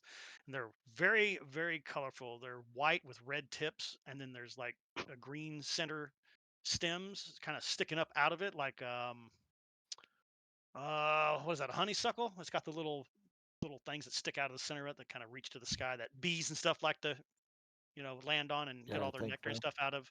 So but the mist is pouring out of these plants, and it's slowly covering the ground here with a light little fog here. Not enough that you can't see the ground, but it's pretty foggy up here. You could throw a rave up here with a dance party with rave sticks and stuff with all this fog machine stuff that's going on up here and stuff. So um the other thing that you notice as you're kind of coming up here, I'll point to it here. There's this big giant rock made out of black obsidian. It looks natural-ish, but it looks like it's been carved on a little bit, chopped up a little bit. It's got kind of smoother edges, but it's got a glassy surface to it, right? So it's kind of like uh, not a granite, but the outer layer is just barely translucent enough that you can kind of see a little bit into the rock, but then it turns black, right? Because it gets so dense in there. But it's definitely got that shiny surface. But there's all these little yellow, almost like fireflies that just seem to be swirling all around this rock very slowly in this little tiny random chaotic dance. And if you get within a few feet of it, it's actually making like a little chime sound, like a little mystical little chime sound as it's floating around there. So, um, does It's fucking anybody weird. does anybody approach this strange rock sitting on the edge of this cliff here, or do you maintain a nice healthy 10-foot distance from it? Stand on the other side of the fucking rock. Yeah, I'm not going near that. No, I Mm. am going by the campfire. There it is. So this section here, this section right here is kind of set a little bit lower. It's like a little 5-foot gradient that slides down to another little tiny small plateau that's a little bit lower than the rest of the camp. But it's big enough that somebody can unfurl their bedroll down there and claim that as a spot for themselves and stuff. So I would be interested in the vibe of the rock. Can I do a arcane check? so you're gonna get how Get it, close are you gonna Grant. get to the rock? How close are you gonna get to it? 20 feet or so. All right. So you basically want to stand back and you know what? Let me see here. Hang on a second. Let me make this a little bit more interactive for you guys.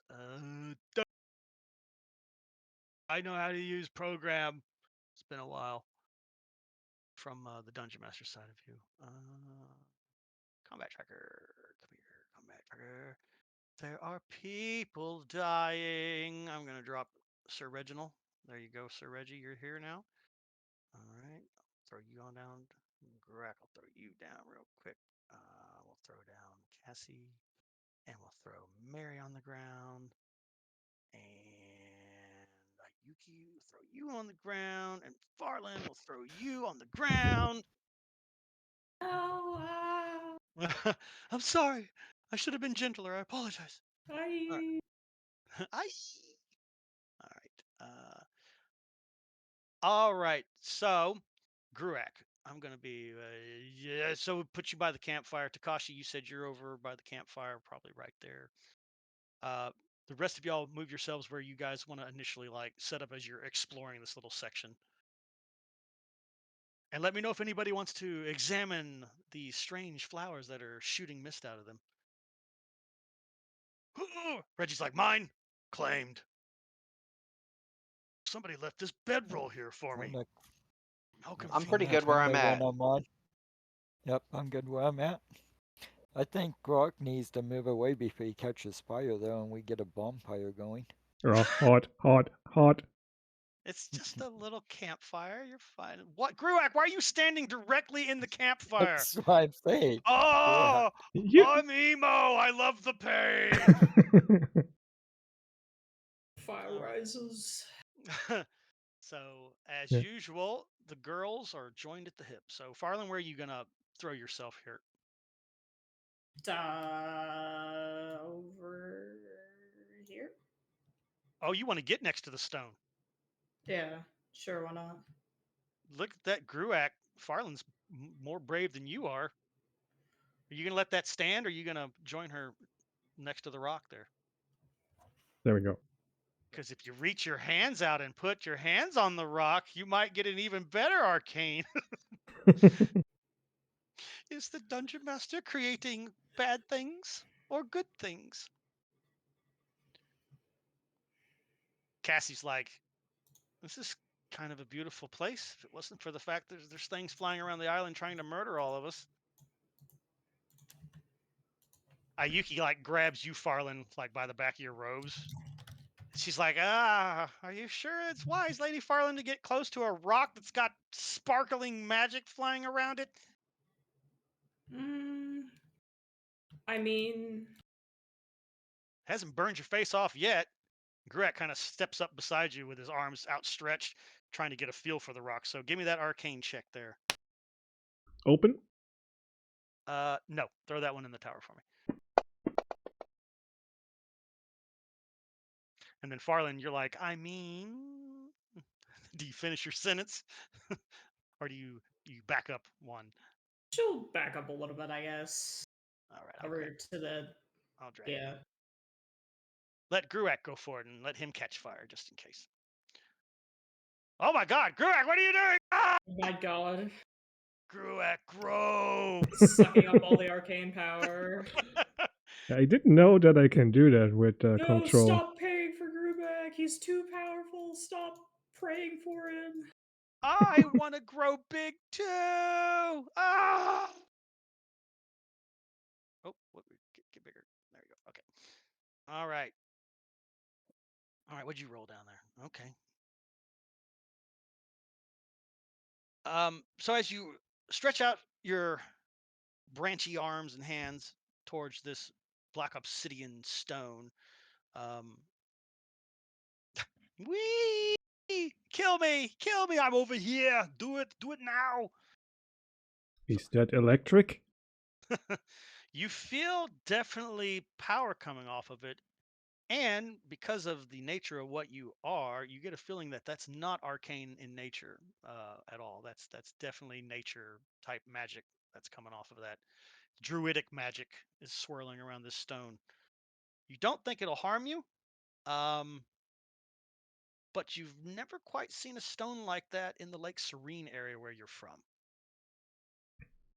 Yeah, I would remember that. Yes, big black stones stuck in the ground with swirly magic going around it is usually something you don't forget. Okay, so since I'm like a stupid little child, I move one step forward and touch it. Gruak's reaching out, Farland, to put his hands on the stone. Do you let him or do you stop him? She'll let him. When she's watching. Everybody else is too far away to do anything about it. So, all right. And Takashi, he I'm don't give a just shit. watching in curiosity. Yeah, You know, you like just when the little kid's about to touch something high and you've already told him not to, and you're like, okay, just touch it. Learn your lesson. So Takashi, you've already set up your little tiny folding chair, and you're starting to pull out your kicking stuff from your cooking stuff from your backpack and stuff, getting ready to do all that. Of course, who's getting that campfire going? Mary, you're the wilderness survival. Are you the one that's going to set up a fire up here, or are you not going to do a fire up here? I don't think a fire is that good of an idea, so I wouldn't. But if I'm not gonna stop someone else from doing one, I mean, especially you like if don't Takashi need wants to one. cook. Yeah, you don't need one right now because it's broad daylight. So, in fact, broad daylight should probably actually be broad daylight. Let me switch this to daylight. Yeah, I guess Sunlight. for the record, I should clarify that the Cordon of Arrows was going to be cast before bed, which, like, because the map Okay. looked dark, that's what I thought we were doing. Yeah, because I did one thing. I forgot to make a day version of the map. So this is a night map. So that's as bright as I can get it with daylight settings. So, because generally you're supposed to make two maps, right? because in Dungeon Alchemist you can quickly click a button that says sun up or sundown, and it does all the shadows for you and everything. Like it actually moves the sun in the sky physically where you want it to put all the shadows on the map for you and all that. It is a huge time saver. Now I don't have to go plagiarize people's maps from all over the internet. I can literally just make them. Yippee! So it's good times. Yeah. And limited commercial use, which I need to reread their user license agreement about what does that mean. Limited commercial Mhm. use. How can I use this in my game products in the future? So so It probably has to do which stamps or tokens that you're using, if the person that created them's giving you yeah, permission or not. yeah, I bet something like that, because I'm actually working on a paid product finally, my first one ever. I'm turning. You guys remember Winter's End, one of the first adventures I ran for you guys? Yeah, Yeah, I do. I'm turning that into a full blown VTT campaign that'll be available for D&D, Castles and Crusades, and Savage Worlds for Nice. Foundry Not and Fantasy Pathfinder? Ground. No, It's over. no, no. I mean, maybe if I have a team of people helping me, that's a lot of work to convert all those stat blocks and crap over and over and over and over again. Yeah, unfortunately, D&D, stuff isn't really applicable to Pathfinder. The rules are different enough that you can't just Yeah, quickly it's a port little them. difficult.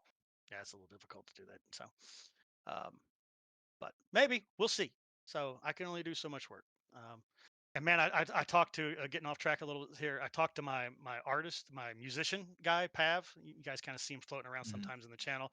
I was like, what would it take to make a virtual tabletop soundtrack for the game that dungeon masters can use for those that like to use music and stuff? He goes, 90 minutes worth of music. Yeah, he came back. He's like, oh, I could do that for you, no problem at all, man. $22,000. I was like, oh, that sounds reasonable. He's like, oh my god, oh, commercial music is so fucking expensive. So he's like, I would be willing to go Did as you low as say? 16,000. So I was like, Okay. oof. So, but that's with royalties, and so now I have to track my sales and then give him a percentage of it every month. That's a pain in the ass Mhm. and stuff. But he's like, yeah. I was like, well, unfortunately, I'm not making a video game where I sell thousands upon thousands of units. So I'll be lucky to sell hundreds of units. So I'd have to sell like 1,200 copies at $14.99 just to break even on the music side alone. This doesn't include all the art that I have to hire for artists to do the interior art and the tokens and stuff like that. So I was just I'd be like, willing to bet yeah, that less than 90% of the people that play it probably would even interact with the music anyway. yeah, yep, yep. Well, that's your opinion. I think it's more 50-50. So I Okay, love like that. out of those of us in chat right now, who's listening to music for D&D right now? I mean, me. none of y'all. You're all Not me. weird. You're all weird. That's why you're all weird. It's okay, I Yeah. have music playing in my head, Yeah, along with the voices in my head. like I can give a soundtrack in my head to what's going on. That's fine. Right, But it's too much of a pain for the streaming. It's like some stuff you can use on streaming but not on YouTube, some you can use on YouTube but not on Twitch, and since I Yeah. put my vote also on YouTube, it's kind of it also impossible makes to it more find difficult to anyone. hear everyone talking. Mm-hmm. Like music coming through the headphones along with people's voices just doesn't mix well. It's so much Yeah. easier to hear everyone when there's no music. Yeah, yeah. For me, music is I like using it in face-to-face games. Like I'll put the stereo on Yep. behind me, get the playlist Yeah. ready to go, and then Yeah, blast it, right? absolutely. Because you're all around the table together. And music doesn't. It's just like a movie. To me, it's just like a movie. Music enhances the scene, right? If it's a battle, you get all pumped up when you hear the drums banging and shit, right? But yeah, it does interfere with virtual tabletop and Discord chat and stuff like that. It's kind of a pain in the ass, which is why I don't use it anymore. So, but the options are there. That and I want original music for my game world that I can claim this is music for my game world. Is this not awesome? This is freaking awesome. The guy's already done 9 tracks for me, and they're gorgeous. I love all of them. Oh, So damn. he's only gotten better since then. So that's why his prices went up from $68 a minute to $200 a minute over the last 5 years. So he's doing professional project and stuff. Okay. Anyway, back to this stuff. All right. So Greg, you reach out. Your barky, long, slender fingers splay out over the smooth, glassy surface of this obsidian stone, and you feel almost this harmonic vibration go through your body, like you're getting a full body massage almost. It feels actually kind of pleasant to the touch, right? And you notice that the damage on your arm that was there immediately starts to turn back to a normal color, like it's repairing your damage. And you actually feel energized, like raw, like you feel like you can take on the entire island by yourself now. Reggie, fuck that guy. Lady Farland, Lady Who, don't need her anymore. Definitely don't need that Mary person that wants to shoot all the birds in the forest. So you don't need any of these people. So you kind of feel that kind of energy rush through you while your hands are on it. But when you pull your hands away, you go back to like, okay, normal. But you do feel healthy again. You don't feel ill or injured at all. Oh, this feel good. You need to touch. Come over, touch this. Gruak is asking y'all to No. come over and touch this. Does anybody take Gruak up on the touchy-feely stuff? I'm good. Sure. Oh, Lady I'm Farland's watching them out of very curiosity right now because I'm trying to figure these people out. You're over Like, there taking tree notes. touching a stone. The tree touching a stone and saying that feels good is really odd to me. Yeah, she would gently touch the rock. All hail the rock, the eternal rock. it's like touching grass, but better. So also, Is it? I need to add a little extra description to that for you, Gruak, and for those of y'all that are observing. So Takashi, you're kind of pay attention. I assume Mary, you're more on like guard duty right now, kind of staring out into the forest to the north a little bit. Just making sure nothing is sneaking up behind you guys for at least probably the first few minutes. While everybody's spreading out and exploring and picking out the place where they're going to build their bedding and stuff. So Gruak, so I don't know if you see this or not, but Gruak, when you touch it, Farlin and Yuki and Takashi for sure, probably Reggie, because you come walking up, after you pick out your spot where you want to bed, you kind of step back up to maybe explore a little bit more of this area here, look at the plants that are spewing mist everywhere, get a I good turn around and see the horror of this motherfucker touching the magical glowing rock. Yeah, and when he I does was that, like, why? all the little yellow firefly looking magical chimey things start swirling all around your arm, Gruak. So in a little tiny dance, they don't get faster, nothing. It's a very gentle kind of flow, but you kind of feel like they're the things that are healing your arms and taking away all the hurts and boo-boos and stuff out of your body and stuff. When you take your hands off, all the little fireflies go right back around the rock where they were doing their little dance. Which that's animated also in Dungeon Alchemy. If I could only learn how to use this in animated mode, that would be cool, but I can't. So then, oh, I feel better. Oh, come touch it. Farland's like, psh, all right.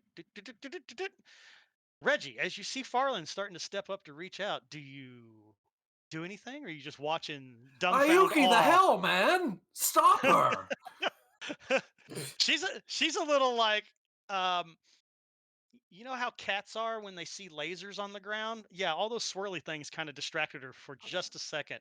So let me see. Let me see. So you're reaching out, Farland. Let me Mhm. see if a Yuki can do a dexterity check to grab you before you do her job. Could you, Reggie? You snap her back out of her little trance. Oh yeah, she grabs you before you, just when your fingers are just about to touch the stone, you feel yourself get yanked back forcefully with a big bear hug from a Yuki from behind. She's like, Lady Farland, don't touch it. Gruak, All right. they're We need not to double touching it, check on the Gruak. teenager, too. Is she away from it? Fucking teenager. She's been staring into the water in an angsty kind of facial expression, trying to figure out internally in her head why her life sucks so much right now. And she Cool, gets an teenager answer. shit. Yeah, Yeah, she gets just teenager shit. yeah, she's doing teenager shit, except she's actually getting an answer in her head from the fucking dragon spirit. Why does my life suck? I know, right? I'm stuck inside you, and you're stuck inside me. And I hate it in here, and I wish I was free. Yeah, me too.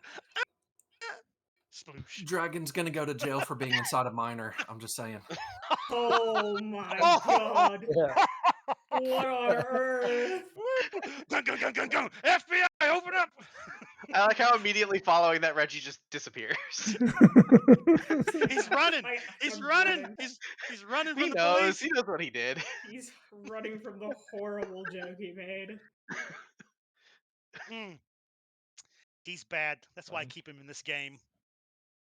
All right, no, but she is kind of staring off into the water like life sucks. But she does, at the sound of Reggie going, Yuki, stop her! Then she does spin around to see Yuki like yank Farland back from the stone. But she doesn't say or do anything. She's just kind of observing now, like, what the hell's going on over here? Gruak, none of these people are taking you up on the invitation to touch the stone. What the hell, bro? Hmm. What do you do? Do you do anything? Yeah, I talk to them. Oh, What? Reggie's coming up. Boop, boop, boop, boop, boop. There's Curious, good is he still energy. touching the stone? No, Gruak took his hands off, and all the firefly things went back to swirl around the stone itself. Yeah, I will sit down and lean with my back against it, so I can constantly get my trip. Oh And God, I trust Gruak's gonna bust solid wood here in a moment because he feels way too good. Oh no! All right, so Oh, Gruak, this is so good. Gruak moves up to the tree and sits down and leans back against it. And yep, sure enough, he leans, and now those little fireflies are just all over his body, just going up and down and swirling around his head and stuff. And he gets the same little buzzy buzz. This good energy make Good energy. healing and feel good and power. Yep, Farland, without having to do a perception check, you do notice that he looks much healthier, and all those, splotches that was on the outer layers of his bark have gone away from where the wraith had previously touched him. Yeah, I'm leaning back like very relaxed and snacking a few berries. He found that's his bed for the night. He's just gonna sit there up against the stone all night, vibrating. Comfort recliner with a massage built into the recliner. We all get it. All right, well, Lady Farland, do you insist on touching it and tell Yuki you'll be fine and tell Reggie to F off, or do you relent? She'll relent and just drop her hand. No stone for you. All right. You know what, Mary? You are a worshiper of Tarshan, aren't you, Mary? Yes. Yeah, that is one of yours. Why don't you give me a religion check or a nature check, whichever one's higher, religion or nature? Because I'm glad that Farland decided not to be stoned. I noticed you started to walk over here. 17 nature. Yeah. You vaguely recall some lore from the past. You don't remember exactly where you read about it or who told you about it and stuff, but Tarshana has been known to place in strategic locations these stones that are known as the Tears of Tarshana. And they revitalize nature wherever they can be located. They restore places that are dead, right? So as you kind of try to sift through your memories of where this came, because it kind of bothers you, right? You're like, I know this, I know what that is. I've heard of this, I've seen it somewhere before. It finally snaps into your brain. You're like, oh, this must go back to the second calamity when the War of Scales, when the dragons came through and basically charred everything. Like that wonderful Matthew McConaughey movie, right? Where they just literally burn the entire earth to a cinder, where there's like hardly any trees or grass left. That event did take place here on this world as well. And when Tarshana finally came along to try to fix it, she crafted these stones that she then dropped all over the planet to help nature start to basically restart itself, kickstart itself back up.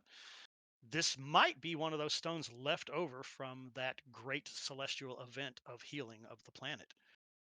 And since Gruak is part tree, maybe that's why he's over there looking like he's in heaven in his spa treatment.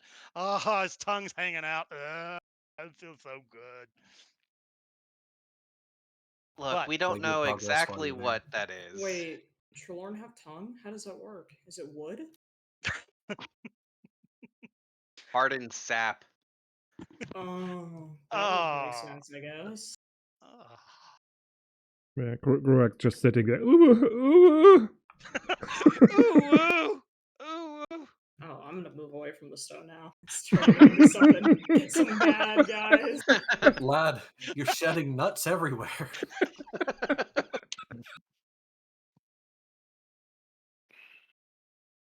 All right, everybody. The stone's probably safe. I have an idea of what it is, but it doesn't really matter. No one but the tree touch it. We have an avatar of a goddess and someone with a dragon trapped inside of them. The last thing we need to do is anger some other magic. That's prudence right At there. the sound of that, Cassie kind of inches a little bit further away from the stone, almost on the point of falling off to her doom. Ah, sploosh. I'll reach out and grab her. Steadier. Adventure Yoink. over. Yoink. Good thing Gruak just saved progress. We can just save scum this. Good. Can we just go out into the forest and rush straight north? Yeah, let's see what how happens. it works out. Everyone dies except for Gruak. All right. Well done. Well done, Gruak. I will stay here. I'm in love. I will marry this rock, and we stay here on this island until we die. Ah. Funny you should mention that. We won't have What? to deal Do we with need it to roll for initiative? we won't have to deal with that until later. If you stay up against the stone the whole time, there may be consequences, but that's metagaming data, so you can't act on it. But you're having a grand old time right now, so for now, against the rock you shall remain. All right. Don't trust magic, guys. I told you. But no one listens to me. Sorry, did you say something? Yeah, that's about right. All right. What about all these flowers that are spraying mist everywhere? Does anybody want to investigate those? Nope. Yeah, I will. Oh. And which one do you want to investigate, sir? I'm gonna move further away from that flower there. Gently. Is that a flower? That is one right there. Yes, it is. Yep, that's the one I will investigate because it's close by me. All right. So you kind of move over to it, and what form does this investigation take? Are you poking, prodding it, sniffing the mist, burying your face right in the flower center? Ah. I'm going to kick it with my foot. See Old how school. easily it comes out of the ground. Yep. All right. He's going to rear back and kick it. Well, why don't you give me an unarmed attack against the flower, please? Remember Oh, how a man. map doesn't necessarily mean combat? Mm-hmm. Yep. I don't do think I you can have an fight a unarmed flower attack? berry. Oh, you would be very If- mistaken. If I get Like my you ass did. kicked by a flower, I deserve it because I am kind of a snob. Let me add an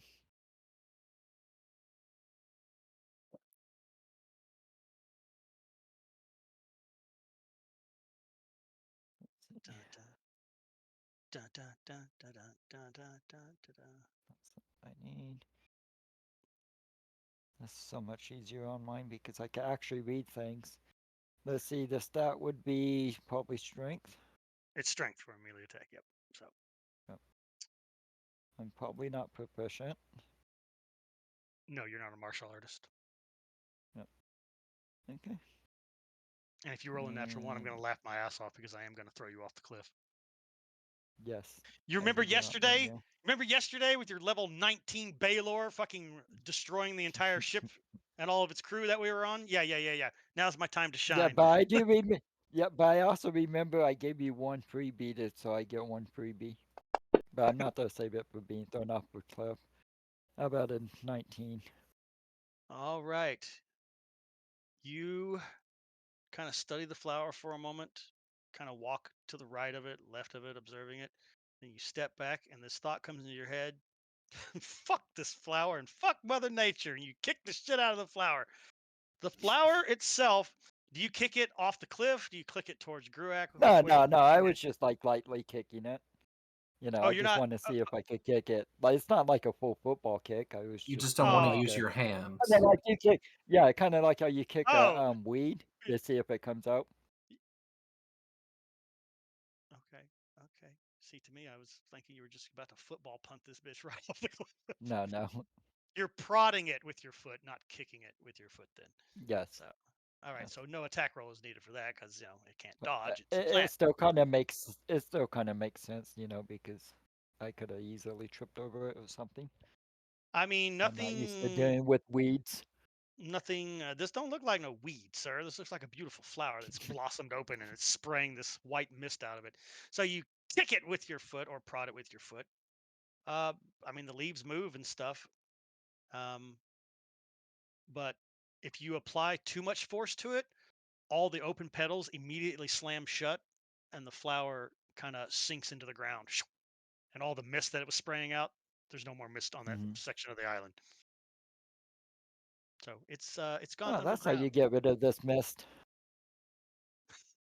I can immediately get rid of all the mist and combat everybody. Your protective shield is now currently down, so you're all dead. Yay! All right, so you found out that kicking them a little too hard makes them apparently go into defensive mode, and they pull themselves underground. You know how Interesting. plants tend to do. Okay, I will move over here because there's another one right there. Yes. But this one I will actually. Is it a beautiful plant? Yeah, they're really pretty. I said Okay, super their pretty. main petals are white with red tips, and then they have these Okay. center green stems that kind of come up with these little bulbs on the end, and the mist is kind of coming out of these porous bulbs that are on the end and flowing across the ground and spilling over the cliff down into the water Well, below. I think the red tips will go really nice with my outfit, so I'm going to pluck this one. You pulling the entire plant out or just one petal? Ah, yeah, no, might as well do the whole plant. Oh, well, I'm going to need a strength check from you, sir. For sure. Raw Well, my strength's strength. not too bad. 12 strength it is. Oh, that was almost a one. How about Blink, blink, blink, 12? blink, blink. All right, so you kind of carefully cradle this flower in your hand, and you kind of move your fingers around it a little bit until you're basically holding the plant on either side of it, and you give it a good old tugging yank. There is resistance as the roots apparently are digging deep into the ground here, but with some applied force, there's nothing that can't be ripped out of the ground. And yet you basically rip this plant right out of the ground. And as you're holding it in your hand, kind of observing it, the first thing you notice is the mist immediately stops coming out of the um, little tips of them, the little porous tips on them. Hmm. And you're like, huh. The roots themselves hang down probably a good 6 inches when you finally get all the way out of the ground. So yeah, they do dig in kind of deep into the ground here. And the beautiful, beautiful flower petals that go around it almost immediately start to shrivel up and curl in on themselves like a spider dying with its legs curling in. It's like, And that's damn. the stupidest thing I ever seen. That's what he says and just drops it, and then he moves back over and sits down. Thing. So that entire side of the island is devoid of mist in a matter of a minute. It all just flows off the cliff. Gruak, um, this stranger, this gentleman who has been following you guys around for a few hours. First, he kicks and prods one of the plants, and you see it just whoosh, shooting in the ground, and then he switches over and he rips one out of the ground after that, and it just dies in his hands apparently, and he just goes, "Oh." Did you say that in your native tongue so they can't understand it, or did you say that in common? Um, let's see. I give myself an intelligence check. Oh, DC 15. 15 okay, and above, I say a native. okay, all right. There you go. So, Yep, I so said a native. all right. So after he rips it out of the ground, he's just like says something that sounds vaguely Japanese, and then he just drops it on the ground, Gruak, like it was nothing. Don't do that. Don't hurt plants.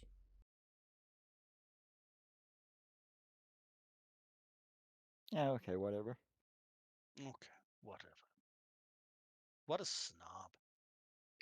I stand up and walk over there. Oh, where are you going? Show me where you're walking. That's where the place is, right? You're walking over to the plant that he just tore out of the ground. Yeah. Yeah, it's that one right there in front. If you zoom in, you can kind of see it in the mist. I get a little bit of a worried face when he stands up and starts walking towards me. Yeah, he is over 7 feet tall, so he's just like, don't harm plants. Like, oh shit. But he goes around you instead. He goes over. I assume you're gonna pick up the plant that he threw on the ground. Yeah, I try to put the plant back into the ground, so it could root again if I All right. do this. Ooh, what is this? What's this plant growth? Ooh, Oh, nice. he's casting plant growth. Plant growth makes everything within a half a mile grow, doesn't it? Yep. Oh boy. And with the power of the rock. So he overkills it. He overkills it. So all right, so Gruak, he kneels down and he reaches down with one of those big ass hands of his and he scoops out like more of the dirt and stuff to create a new hole, and he takes the plant and he puts its roots back down and he stuffs it in, and he puts the dirt, packs it back around the plant, and then he hovers his hands over the plant and closes those big black beady eyes of his and starts speaking in his nature magical speak. And as he's doing that, his entire body starts to get this green glowing aura around him, most of it focused in his hands. And Reggie, you're probably setting your bundle up on the ground and everything, and everybody else has probably gone about their business, getting their bundles set up, choosing their place, and the grass starts to grow from like a quarter inch to an inch to 3/4 of an inch tall. So all the grass here gets a little bit taller. It's nice grass though. It's like very soft type, kind of a soft, thinner bladed type grass and stuff. The plant itself, Gruak, seems to just come right back to life. Like the petals unfurl again, like they have life, and the little stems start to stick back up again, and the little mist starts to pour back out again. After also, while you're doing this, Takashi, you would kind of note that the mist has started up again on the other side of you, and you've noticed that that plant that you kind of tapped with your foot that made it go in the ground, it's slowly starting to come back up and unfurl itself also. So um, and then all the trees in the area get a little bit healthier and a little bit thicker. So that might actually serve well, Mary, you're thinking, because it'll make it a thicker growth and make it harder for people to see you guys up here, provided you're not lighting up fires all night long. So, all right. And you think I wouldn't notice, didn't you? You think I wouldn't zoom this map out and notice the dick in the corner?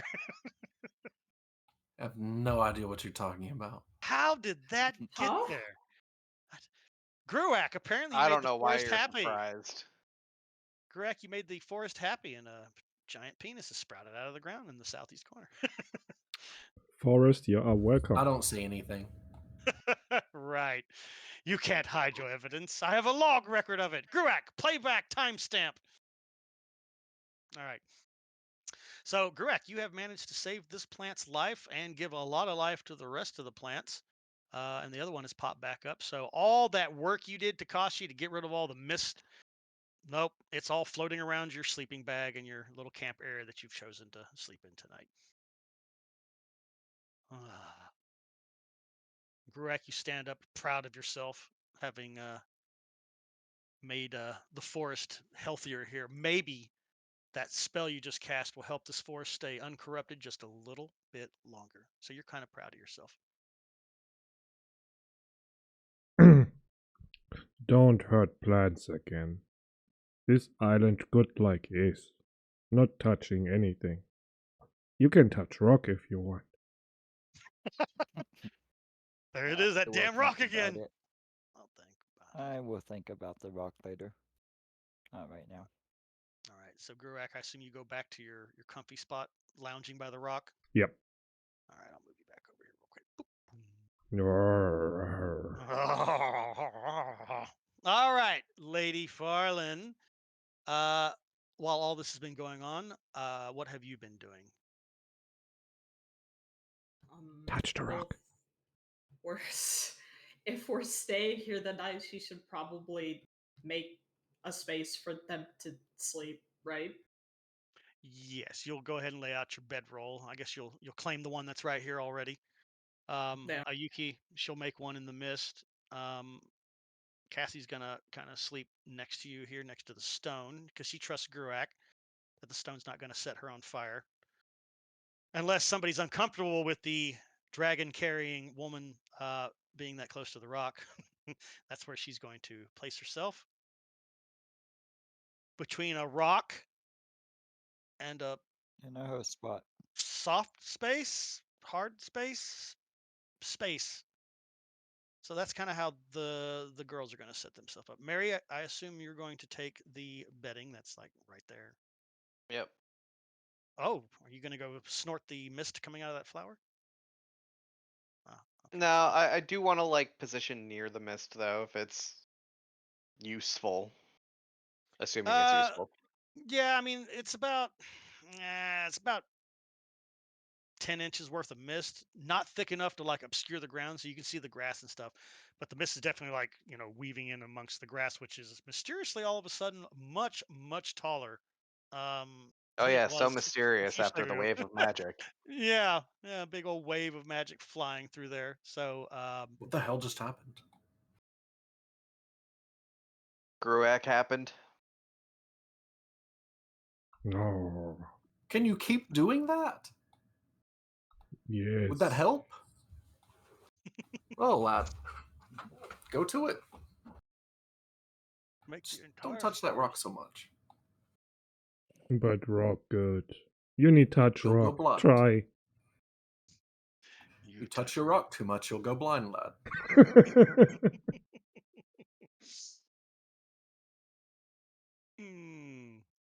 I don't think Gruak's listening to you. He's just too Mm. happy with the stone. He's a grown shrubbery. He can do what he wants. All right. So if nobody's gonna rip up any more stuff, explode things, mow the grass, or go hunting or anything else like that, you guys kind of take this moment to enjoy just some actual true relaxation without ships rocking back and forth, making those of you that don't like being on boats sick. It's good to have solid ground under your feet. The Once you lay down on the ground and the mist is kind of swirling around you now, uh, the mist itself has a little bit of a nice fragrance to it. Not too strong, but there is a little bit of a fragrant smell to the mist itself. It actually is very calming and very peaceful to actually inhale it, and it actually helps those of you who are ready to go to sleep actually fall asleep like that, if you allow it. If it freaks any of you out, let me know if you want to try to resist it or if you want to let it take you into the land of sleep. And is anybody going to watch here, or are you going to believe that you're completely safe up here, obscured in the mist 20 feet up out of eyesight, with a forest that's now overgrown forest in the immediate vicinity? I'm for sure keeping watch if no one else is. But I imagine Reggie and I are swapping. I don't sleep well anyway. Oh, you will tonight if you let it. I did all that walking. I'm probably out like a baby. Okay. I imagine Reggie is probably like, "I'll take watch, Reggie," and then Reggie's like, "Yeah, I'll take second watch. I don't sleep too good anyway." Yeah, He's just fucking gone as that mist gets into his lungs. He's just like, "Oh God, best thing ever." All right. Um. So you guys probably work on, your little hobbies and skills. You make some food and stuff. Those of you that have little crafting, little hobbies, whittling wood or whatever, if you have time to sit. Those of you that journal have time to write in your journals and stuff. Um, until night finally falls and it's time to get a nice, good 8 hours of solid sleep in. Um, Mary, you volunteered to I assume you're sitting up, kind of facing, or are you standing and guarding? You're gonna Sitting. try to you're gonna use the mist to try to help give you a little bit of a mask, just in case somebody Yeah, does wander just in here. sitting. Okay. All right. So you're just kind of sitting around here. Everybody is out like a light. As soon as the sun goes down and everybody starts to like bed down and get comfortable and stuff, whoop, you notice that the camp is just absolutely silent with peaceful sleep. Even Gruak, who was over there like, is more like, he's just kind of, he's out too. So it is almost eerily quiet. And of course, you're hearing the sounds of the forest too, though. So you're getting those night birds. The owls are hooting and stuff. Insects are doing their little symphony of sound all around you. Hoo-hoo. You can your eyes, of course, adjust to the darkness. You don't allow any campfire, so your night vision is not screwed up. It is a cloudless sky tonight, and the main moon, glitter moon, the one that's all beautiful. It is a full moon tonight. So give me a perception check as you are actively looking around the area for anything out of the ordinary. So you got a lot of moonlight right now. So your vision's actually pretty good here, especially as the light reflects off the water around you guys and off Yep, the mist and stuff. that should have gone to the tower. My bad. Yeah, that's fine. It's fine. It's fine. But all right, 22. All right. So you're kind of looking around, head on a swivel. Mostly you focus on that land bridge coming up here onto the plateau. But you do the 360 security, making sure everything is around there. I assume you might throughout your few hours might get up and like walk around a little bit to the edges and look around Mm-hmm. and stuff. So as you're on one of your little silent patrols, walking through this 3/4 inch thick grass that Gruak made everywhere, you kind of look over and you're startled for just a second as your eyes swing over onto Cassie, who's laying there. She is, of course, pale white, her hair, silver, no color at all in there, but she has undergone yet another change that you have not seen before. She looks like a ghost laying on the ground. Like she has got a glow about her now as the moonlight's coming down from glitter moon above you, which that moon is the moon that's close. I mean, it's real close to the planet. Like it's like the size of two basketballs basically, up in the sky. So it's pretty big itself, and it's blue and green, right? So Mm-hmm. it's got water, it's got trees and stuff like that.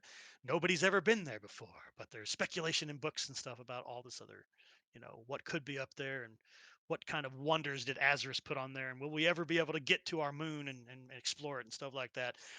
But that moonlight's coming down here, and it's she's glowing, but that's only one of the oddities. She's translucent right now. Like she literally looks like a ghost. You can see through her. It's like she's phased in and out of reality. And but she looks like she's sleeping pretty peacefully. I will cover her with a nearby blanket because that's a little funky. All right, you grab a nearby blanket and you kind of throw it over her. The blanket sinks through her body. Yep. All right. Normal magic shit. I'll ignore it. She's like, you nope out. You nope out of the situation. Nope. Nope. Nope. Nope. Fuck that shit. I'm out. We've got enough shit to deal with. She looks like she's sleeping peacefully. I'm good. Yeah, don't hear any evil voices coming from her or anything. Yeah. Call it a Nope, win. she's sleeping like a baby. Everybody looks absolutely with that 22. You notice everybody just looks absolutely serene right now. They're just in heaven, in peace. This is probably the best rest they've ever got. You might even be looking forward to it when you reach over to kick Reggie awake and get some sleep yourself. So, because apparently even Reggie, who does have trouble sleeping, nope, he hasn't. He hasn't even rolled over once. He is like a dead man just laying there. He hasn't shifted at all. Exactly. Exact tongue hanging out, a little bit of drool. So even Reggie seems to be sleeping absolutely peacefully. So since there's only 2 shifts, these are going to be 4-hour shifts then. So as the night ticks on here, 9, 10, 11, 12. So it's midnight when you decide it's time for Reggie to get his lazy ass up. So what do you do? I guess I'll just walk over and give him a nudge. Do, do, do, do, do, do, nudge. Kicking the Uh, boot. Reggie, Yep. I need a Constitution's. Let me check. Let me double check. Double check here. No, not Constitution, because it's not affecting his health. It's affecting his mind. So give me a Wisdom saving throw. Fuck you. I liked that Constitution. What? I'm a benevolent dungeon master. How dare you? Whoa, am I blessed? You probably still have bless on your thing, so we'll just lower that by Disregard 1. bless, please. Yep. As a matter of fact, let me reset all of y'all that do have stuff on you. Thank you. Who the hell are you? I'm Reggie, Lord of Creation. It's a 17 wisdom save. That's about as good as I can be expected to do. That's pretty good. It is enough. All right. It takes you a couple of prods with your boot there, Mary, to get Reggie to wake the hell up, but eventually he's like, Mary is standing over you. My turn. Your turn. How you feeling? I really hate you for waking me up. That seems fair. Go ahead and get up. Well, I just point silently at Cassie. I don't know what's going on over there, but she's sleeping peacefully. I think it's fine. Is she fucking see-through? Yeah, I put a blanket on her and it just kind of drifted through her body. I don't know what's going on. It's probably more of that ghost stuff that Kryn gave her. I would assume as or much. however the hell that works. Which, like I said, I've left her alone. She seems to be sleeping fine. Doesn't seem like it's worth any trouble at the moment. Will your arrow trap continue, or will it Yes, continue? it will last the 8 hours. All right, get some beauty sleep. I guess I'll slide over to where Reggie was sleeping and sleep there, and let Reggie take my spot. It is isolated from the others. Just some Best sleep. calisthenics to get woke up. Reggie, you are awake. You did sleep a full 4 hours at least. For the rest of the day, you have a +1 to everything. All attacks, all saving throws, all skill checks. I'm building a house here. You are well rested. I dig it. And there's a without having to create a bunch of crazy shit on your character sheet, if you want to create that, you can actually do it with the effects tab. In the upper right hand corner, there should be a let me see what the exact word is. Yeah, effects. If you open up the effects menu, oh my god, there's a bunch of shit in here. Are you seeing a bunch of shit or just a blank? Like 15 pages worth of shit on the right side? Or is it blank for you on the right side? Have no fucking I was clue trying what to you're talking scale. I was trying to scale my AU, so yeah, that's there we probably go. what you're seeing. If you're talking chat. Yeah, there's a whole lot of them. A lot of custom. Okay, so it does share it. Oh, okay. Yeah, 13 pages. Yeah. Okay. Yeah. Well, just remember to add +1 to everything then for the next 24 hours. In other game systems, this is usually blank, and you can make your own custom so that you can add +1. So all you have to do is click the effect before you make a roll, and it'll automatically add the +1 to your rolls. There's probably a way to code. It's probably a way to code it onto your sheet too, but just for the sake of time, because we're down to our last 50 minutes here. So it feels like it's still like 7 o'clock, but time flies. All right, it is 7. Flies. What are you talking about? Somewhere in the world. Lou, you can back me up here. It's 7 o'clock, right? It's 7. That's right. It's 7 o'clock. 7 o'clock my time. 7. Oh my No, God. it's 4 in the morning. 9 o'clock. 1 o'clock, you damn East Coaster. All right, let's see here. All right, so just make a note somewhere on your sheet so you don't forget that you have +1 to everything for the next 24 hours.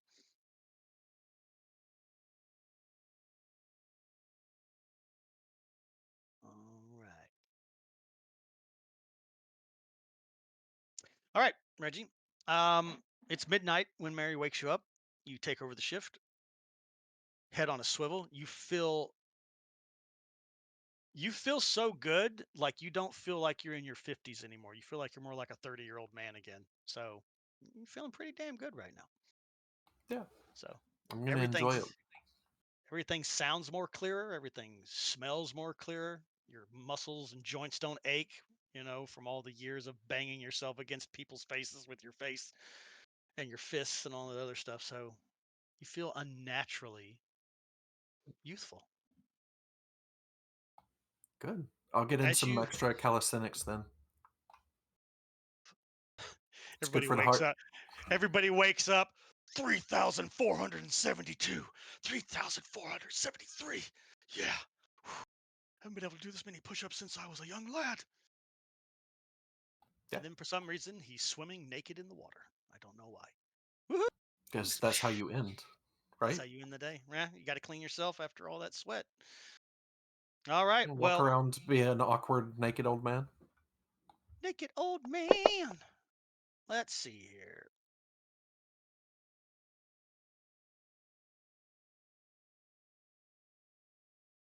All right. So about an hour into your shift, you're kind of standing there. Are you all right? So you're doing push-ups, sit-ups, stuff like that for a little while anyway. Um, do you remain seated or do you patrol every 5 minutes around this little piece of rock? He kind of paces restlessly and intermittently. He tries to not fall into a routine, but there's only so much he can do. All right. So, Reggie, as you're kind of pacing around, you kind of get here, you kind of check on Mary's little arrows sticking in the ground there, kind of observing. But Do some squats. you notice off to the north, um, with just your passive perception alone, there's some kind of blue light that's moving among the trees, and it seems to be getting closer and closer. You can see it like casting. It's so bright that it's casting these crazy shadows, right? As trees block the light and stuff as it's coming through. So there's all these crazy shadows being cast by this light, but it's getting closer and closer. It's not making any sound. It's silent as it approaches you. All It's right. probably a good 100 feet out still. Um, I'll wake up one of our arcane people, and since I care least about Takashi's sleep, he will be the one. That is All right. so rude. All right, you run over there. Kind of a dick. and- Is it a grab and That's shoulder awesome. shake, or is it a boot to the head? No, it's walk over to his feet and kick his feet. Kick his feet. All right, Takashi, I need a wisdom saving throw from you.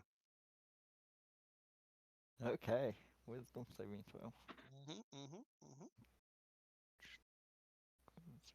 Wisdom save. Bam. Reggie Like a is boss. actually expecting some sturdy footwear, so if you wear little flimsy socks, he might actually kick the shit out of your socked feet. Sorry.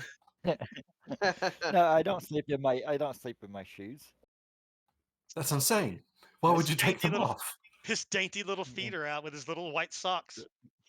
Yep. His little fancy nobleman socks made out of the purest of fine materials.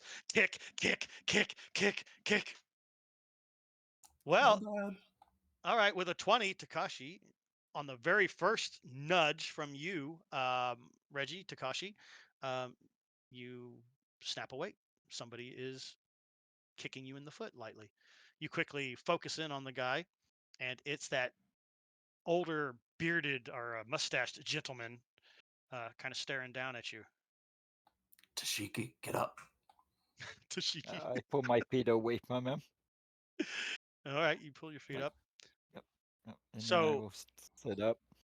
so Takashi, you feel invigorated, like you've slept for 1,000,000 years. You too have +1 to everything for the next 24 hours. Oh, nice.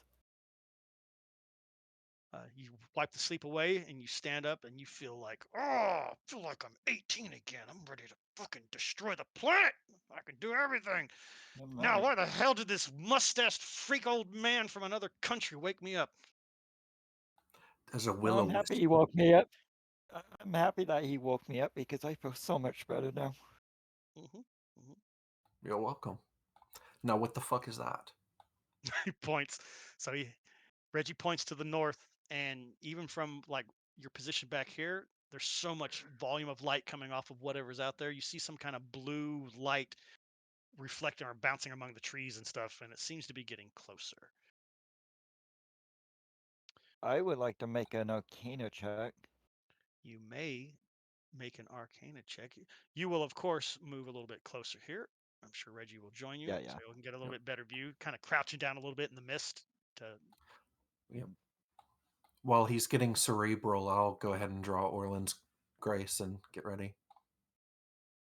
Properly. Yes, of course. Why would I do otherwise? That's insane. Club I mode, then. gaslight my sword.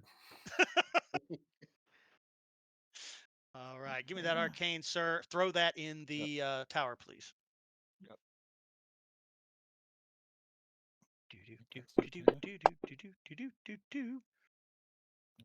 Damn. Now, why the hell was I rolling shit in your game and you're rolling amazing in mine? That's not fair. You know what? A 'Cause I'm a Baylor cool lands. DM. A Baylor lands on this fucking island and starts killing all of you. It's a barbarian no show up and try to drink a potion out of one of us and bring us back to life. That was hilarious. My character last night poured a healing potion into the mouth of our cleric that was already dead, but she doesn't know how potions work, right? She's not learning that. So there's just all this potion just in her mouth. So our barbarian, who's fucked up, he crawls over to her and just starts nom, nom, nom, nom, starts making out with her.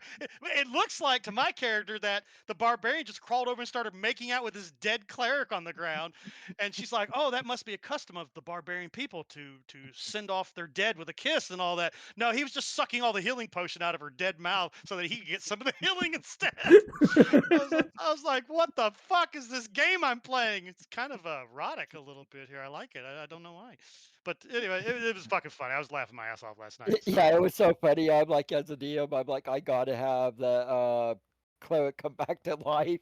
Yeah, he brought the cleric back to life from the kiss, and By so this, now by this my big character's like, barbarian. yeah, my character's like, oh my gosh, this barbarian can bring people back from the dead with a kiss. Oh, he's so magical. So it was funny because our ranger was dead too, and the ranger was a male. So then she's like, quick, Amar, kiss Finn also and wake him up. Amar's like, In all I'm not fairness, sure. the player's like, I want a charisma check to see if I would do that, or a wisdom check or something. He did. And He he did. made his check. He let the dice fall where he may. He's just like, that's not how it works. What? Really? Okay, so you rolled a 23, by the way. So nice, Oh, good old nice. 23. So you're kind of peering out into the woods, and um, as you're focusing your eye on this blue light that's skimming among the trees and stuff, it finally gets close enough. It doesn't quite come to the shore. It's still out among the trees, but it's now technically it's on the map, basically, kind of moving in Okay. the trees over here. It's kind of moving over the trees here, about Over there. 85 feet Okay. away. Yep. So, and you kind of see it race by one tree to another, and you're kind of peering over there. What's your passive perception? My passive Yeah, what's your passive? is. Let me look. It is. I could look, Can't but I'm tell. I lazy. want to say 19. It's a 13. That's a considerable difference there. You are Yeah. you are the most observant investigator of all time. Get out of here with your investigator background with your 13. All right. All right. Still, yeah, you needed a 12, so 13 works. Plus you're actively observing. You know what? Roll me an active perception check wanna. just to see if it's Okay. better. Throw it in the tower. Let's see if it's better than your passive. As you focus your eyes in on that area. Jesus Christ, bro. I wrote in as a 19. The dice gods love you. All right. So he's kind of peering on that. And it's one of two things. And both of them could be very dangerous. One, it could be a will-o'-the-wisp. These are Okay. dangerous fey creatures that traverse glades and fly through forests and stuff. They are all over your part of the world. Generally, they'll leave you alone unless you walk into their nest, and then they're just like angry hornets. They will come over and start beating the shit out of you with their magic until you're dead and a charred crisp on the ground. Option number two, which you can decide for yourself, arguably could be worse. That may be a Suki in its natural state, in spirit form. In that case, Mm, it could be coming to steal the young Cassie over there because in your culture, these damn Suki are known as child thieves. They like to steal little okay. children and possess their bodies and take them off to who knows where to make them do who knows what. But it's How kind of old hard for is you to. Cassie? Or how old do I think she is? She looks like she's probably in her mid-teens. Okay. She's young. Just the kind of target for a Suki spirit on the prowl, looking for someone to make a deal with. All I right, will so whisper that's to what. Sir Reggie. It's either a will-o'-wisp or it's one of them child-stealing alien creatures.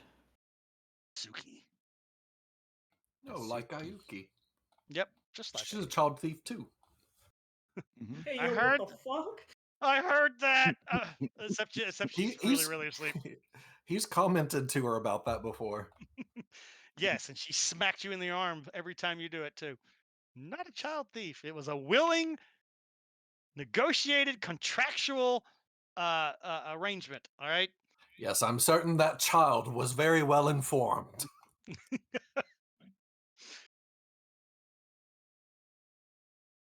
All right. So Takashi's like, it's either a will-o'-wisp or one of those child-stealing Suki spirits. But it's And staying over there. it is It's kind currently. of zipping around, but It's for the most zipping part. around. So it comes in if you're up on that side of the map. So it kind of. Yep. Don't see anything other than this.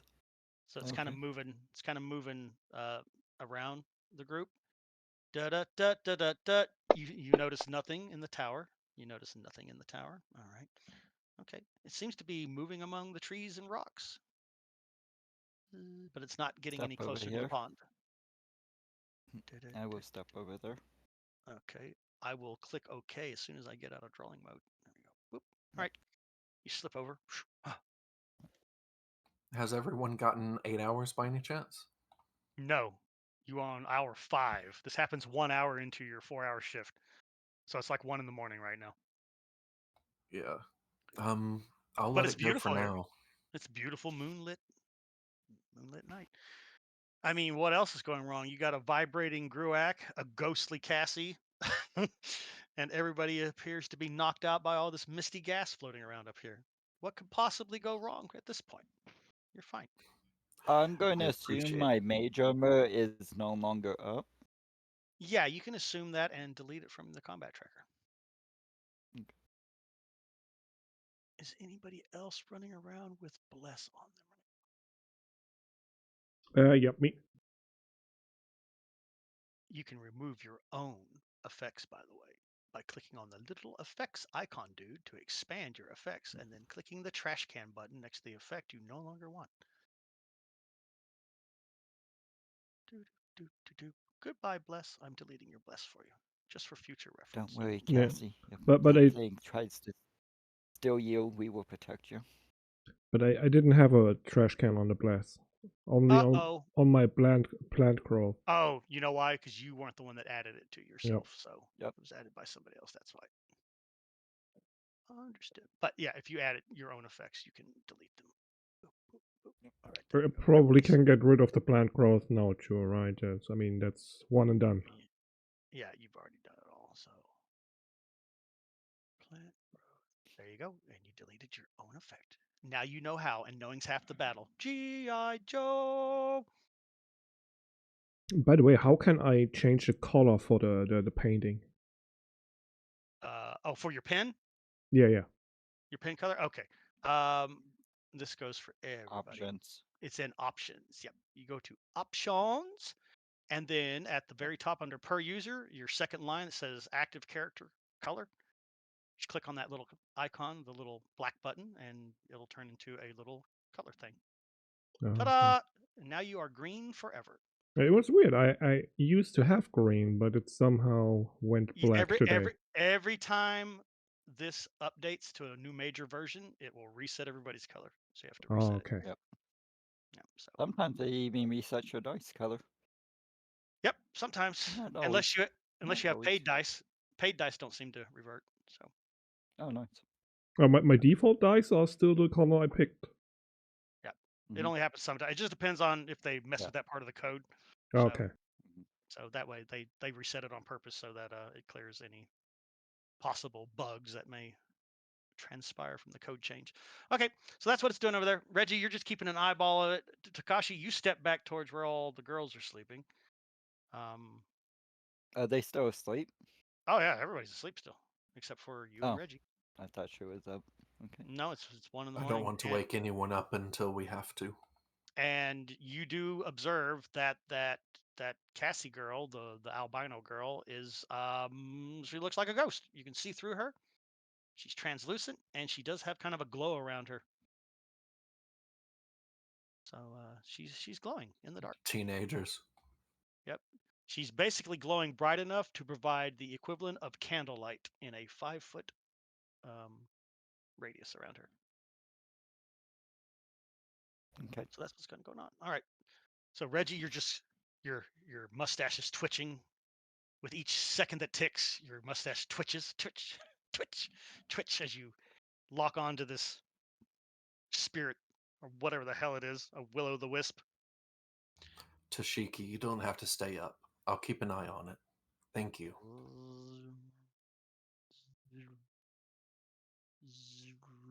Very well. I will move down and get my shoes back on and my boots or whatever I'm wearing. And then I'm gonna. Is that like a edge right here?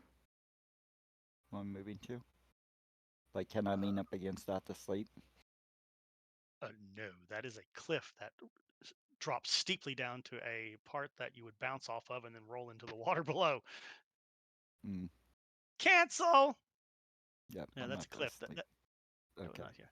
So Reggie, you kind of lose The way it track. kind of went up, I wasn't sure because I knew this part was a cliff down here, but I wasn't sure if this part Yeah, was it all more goes. of a high It edge. all. Okay. It all slants down into the water at a very Okay. steep angle, 20 feet down. So you move over there. Yeah. Reggie, I assume you stealthily move to the other side of the island to keep tracking it because you lose visual on it. You can definitely see the blue light like radiating upwards, because now the light from this creature is bouncing off the water and reflecting back up into the air. So there's definitely a lot of blue ambient light like buzzing around. That's probably making you very uncomfortable because that means it's very close to the cliffside as it's skimming across the water down there. So you kind of move over there. Why don't you do me the favor also, unless you run over there, of giving me a stealth check if you want to sneak up on the edge so that you don't make a lot of clunkety clunk clunk clunk clunk clunk sounds. See,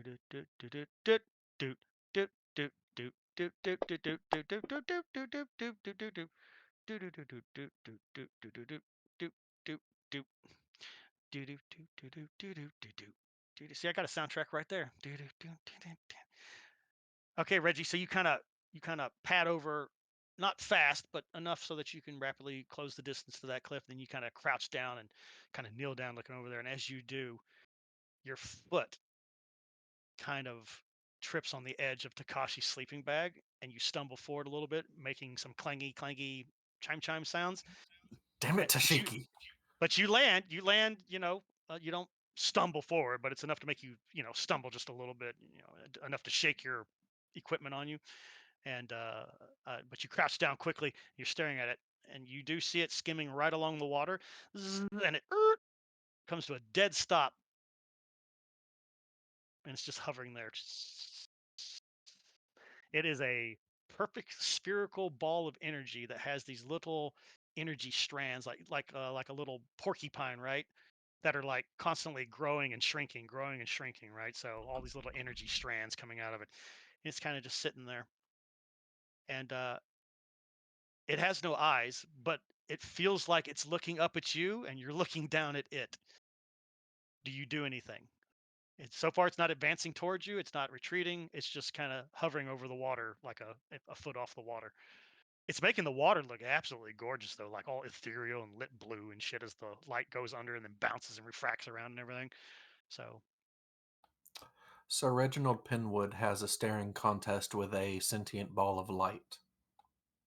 oh, do you He doesn't furrow say your brow? anything. He just Do you glares. have? Oh, give me an intimidation check through glaring alone. Through glaring alone, give me that intimidation roll. Do you want it in the tower? I mean, with intimidation, you'll know if you succeeded or not. So, 14, 14.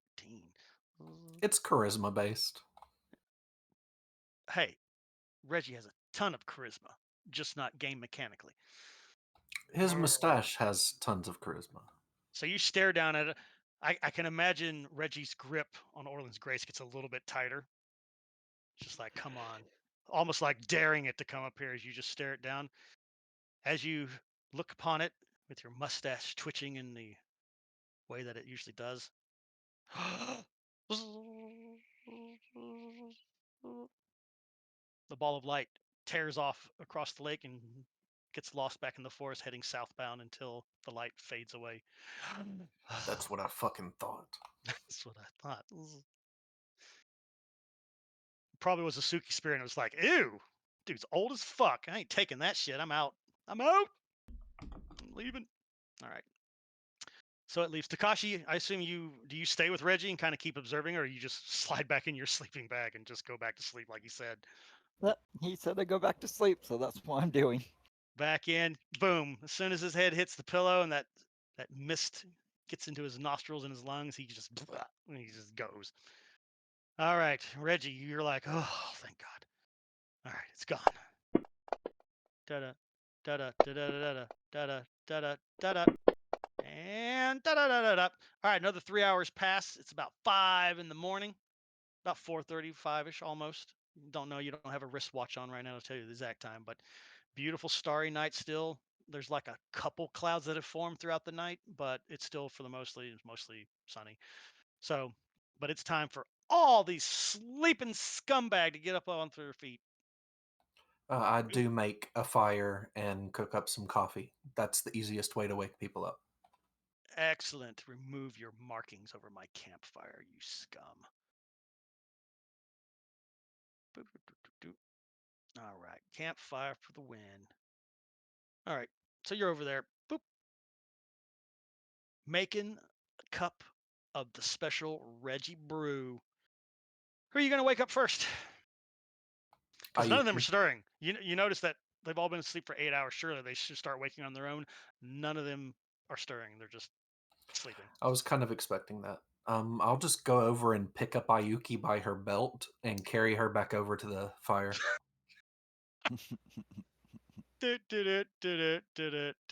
Just drop her. She is completely like ragdoll, just and then you drop her on the ground. Thunk. Where are you at? Where are you at, Ayuki? Come here. You get a mighty wisdom. She hits the ground like a log and it curls up into a little ball. She kind of she's still asleep. What do you do next?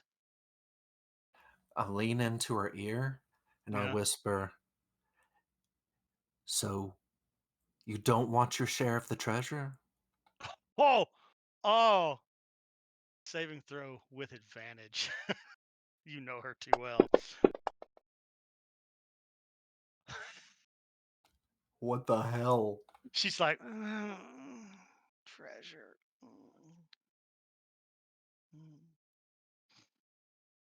That does not wake her up. That might be a little concerning. Treasure. At least she's not dead. Okie dokie. I'll let her go, and I'll go wake up Mary. I feel more comfortable putting the boots to Mary. Kick, kick, kick. Mary, wisdom saving throw.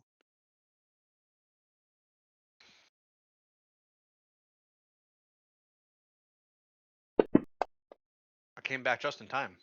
Just in time. 17, good Time. enough. Mary, you give her a good swift kick, and she like opens one eye and looks up at you. So you swear, Mary, that you just went to bed. No sense of time. But Reggie's over you. You feel absolutely well rested, +1 all day on everything for the next 24 hours. Both spell And slots? yeah, long rest. I'll give you all a long Okay. rest here too. Give me just a second here. Oh shit! Remind me where the hell long rest is. Combat Quick! tracker. It's in the combat tracker. It's Yep, at at the very bottom. menu. It's in the menu, right? Yeah. Hang on a second. Rest. What kind of rest? Long rest. That should reset all your spell slots and any special abilities. We got experience. What the hell is that experience coming from? Do you have it set in under your combat her party sheet? Everything we killed since the last long rest. I don't think so. I don't think we killed anything because I thought we got experience from the race. No, I Maybe gave you we experience didn't. for the race. No, I gave you experience for the Yeah. race, and the race aren't worth that much XP. Where the fuck is it giving all that from? Party sheet. Come here. Hang on a second. God dang it. Got something set up on the party Genuinely, sheet there. my Under assumption is that options it's when everything we we killed take a since the long last time we rest. did this. Because we don't use the long rest button. I don't think we ever have. No. So I think this is literally everything we have ever killed while playing in Fantasy Grounds. Give us our fucking Because, XP. It shouldn't be If doing that you're though. under options, you can have it set up for experience points to be awarded to you when we take a long rest. If that is on, it will do it. It's probably on, but where's it grabbing it from? Okay. All right. Well, unfortunately, look at the They XP grab that it you get. from the party sheet. Yeah. Look at the XP that it gave you. Please move that away from you guys. You're not quite there yet. You don't want Let to just me let us be change level your 8 yet? XP. No, not yet. Not without some more effort. I need more elbow grease. Yeah, we can't edit our XP. Oh my god. Why Yep. did you do this? Mine looks still right. Y'all should be just like almost 2k short of leveling. No, I'm definitely at 35,000 out of 34,000. Yeah. Yep. Yep. Yep, it assigned it to you and it should not have done that. Maximilian should not have done that. Okay, you know what? I'll fix it later. Don't anybody click level up. Don't click level up. I'll fix it in post here because we're running out of time. So I want to get through this sequence here, and then we're gonna save it. And definitely back for Monday. I'm good to go for the next mini Mondays. So Yes, yes, yes, yes. Please. I miss this so play. much. This is so good. Yeah. So that's the nice thing about this group. We might miss like forever, but we get back. We're immediately just like boom, back in our characters and stuff. So you guys know your characters very well. So that's good. All right. All right. I'll have to fix all that and find that damn option. I don't remember turning that option on, but there's been like 5 updates since the last time we played, so they could have automatically like checked it by default. Because that is one option, right? So give XP instead of immediately, just give it when everybody actually rests. So, all right. So Mary, you open up one eyeball, like, huh? Oh, it's Reggie, and you feel absolutely well rested. So make a note that you have a +1 to everything for the next 24 hours. You hop back to your feet. What's next on the agenda, Reggie? Mary, no emergency. Night went by fine, but a little worried. Having a hard time waking people up.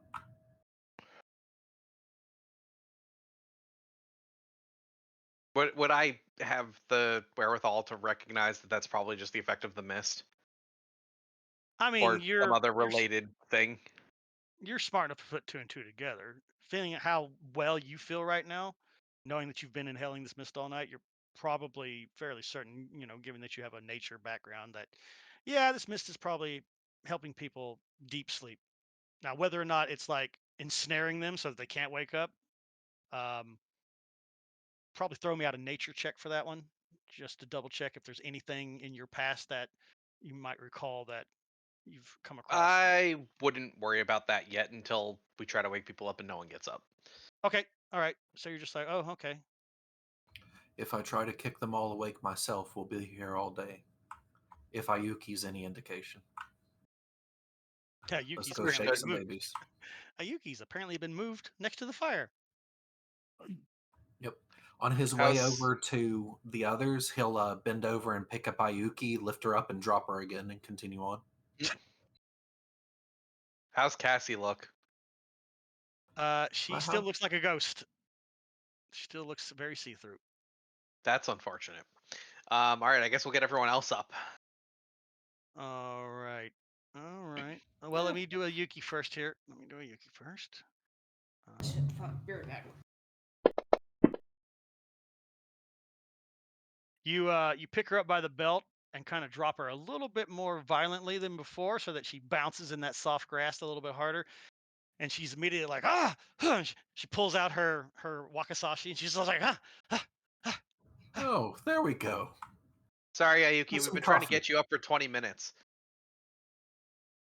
I'm awake.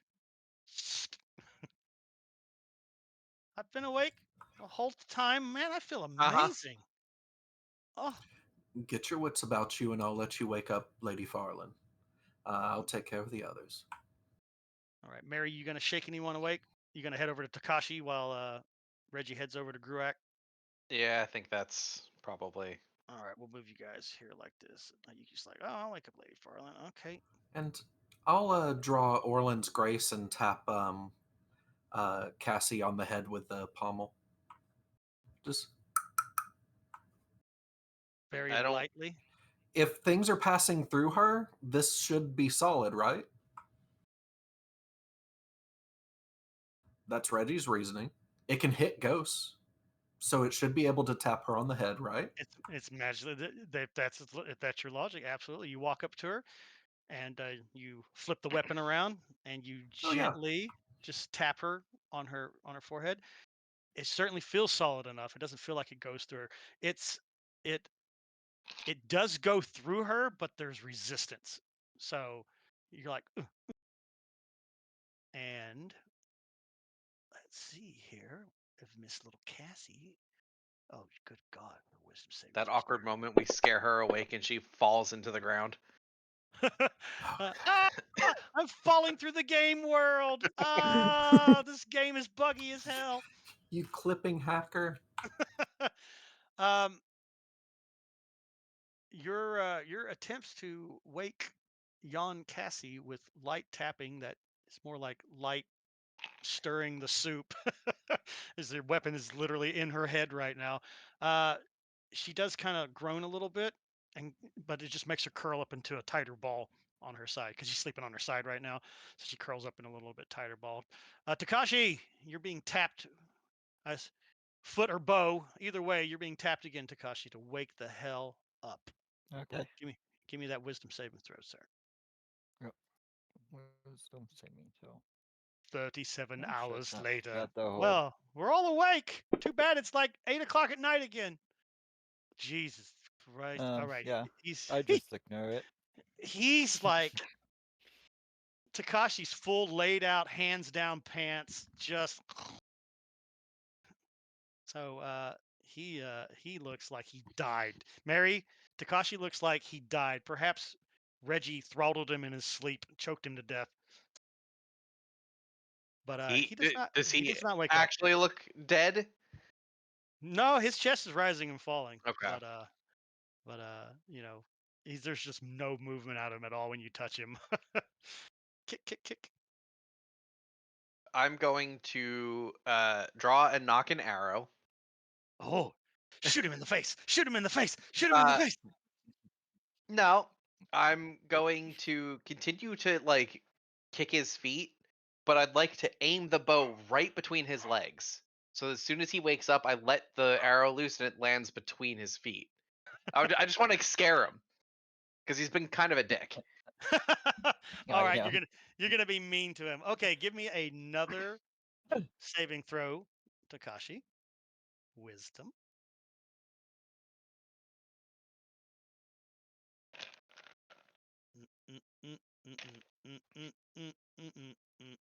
Did you forget where the damn saving throw is? Oh, what saving throw? Wisdom? Wisdom. Yep. I thought you were talking to him about making a roll. 5.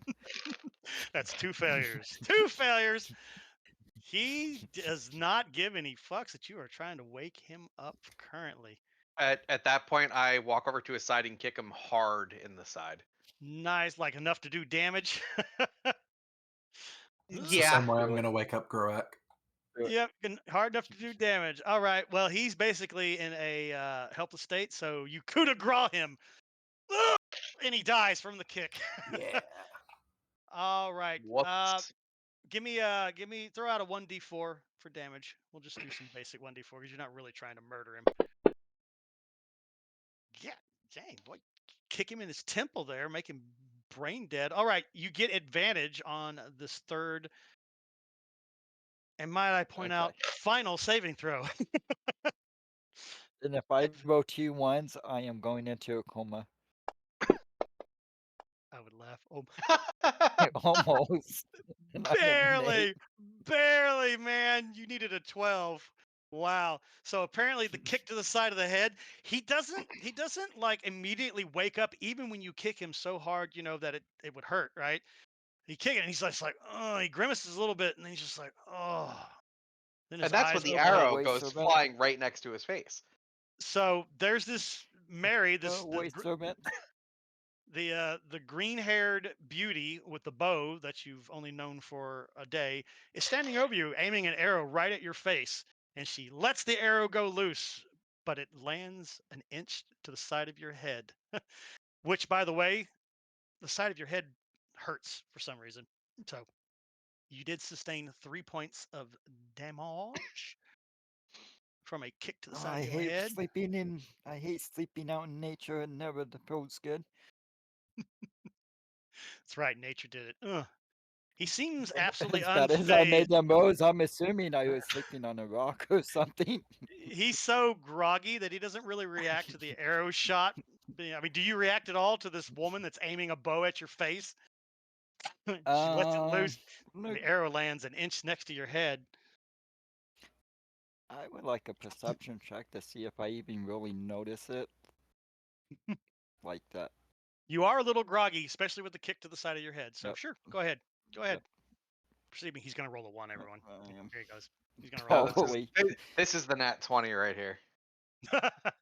From If you get a nat 20, you pee yourself. Okay. Got it. How about a 10? 10. A 10's good enough to know that there's somebody aiming an arrow at you. Of course, it's kind of blurry who it is, but just as they let the arrow go loose, you realize that it's that ranger chick that's in your party, right? And she's wow, just shoots you, but it doesn't kill you. She actually hits the ground next to you. Why she would fire an arrow? It's just like, oh, holy Watch shit! out when you aim them things. Get your ass up. Boats could be very dangerous. I'm up. That's the point. I'm up. All right, so Reggie. You shouldn't stand over people either because they might be able to see right up Waking your up Gruak. dress. Waking up the crew. All right, so do you grab him by his neck and just start punching him in the face with your gauntlet? Nah, just walk up and kick him in the side. Bap! Gruak, you get a wisdom saving throw, but you don't get advantage. Hmm. Dun dun dun. Open, right? Yeah. Throw out the saving throw. Dun, dun, dun, dun, dun, dun. Gruak explodes. He just fucking absolutely explodes. There's chunks of wood everywhere. Thank you, Ack, for playing. We appreciate it. You can roll up a new character for us. So you like kick him. When you kick him, he doesn't even move. It's just like you're literally kicking a tree that's planted in the ground. It almost hurts your own foot if you didn't have such, amazing hard feet from all your years of marching.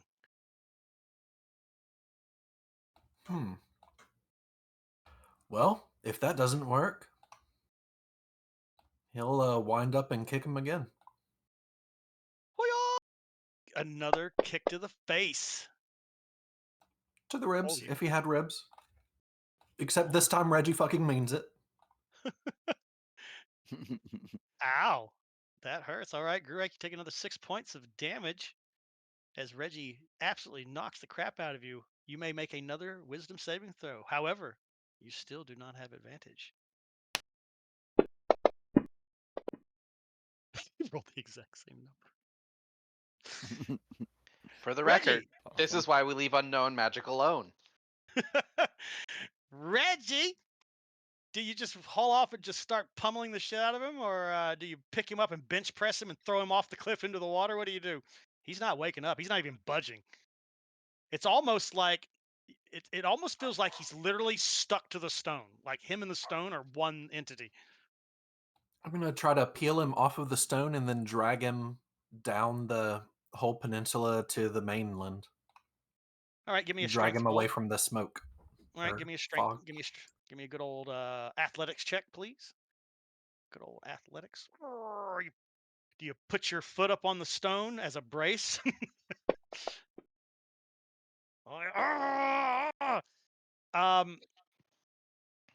With a 27, because holy shit, fucking What, Rip is this Ass the old first time man. you've peeled a tree off of a stone? What's wrong with you, lad? What's wrong with you? I've done this a dozen times.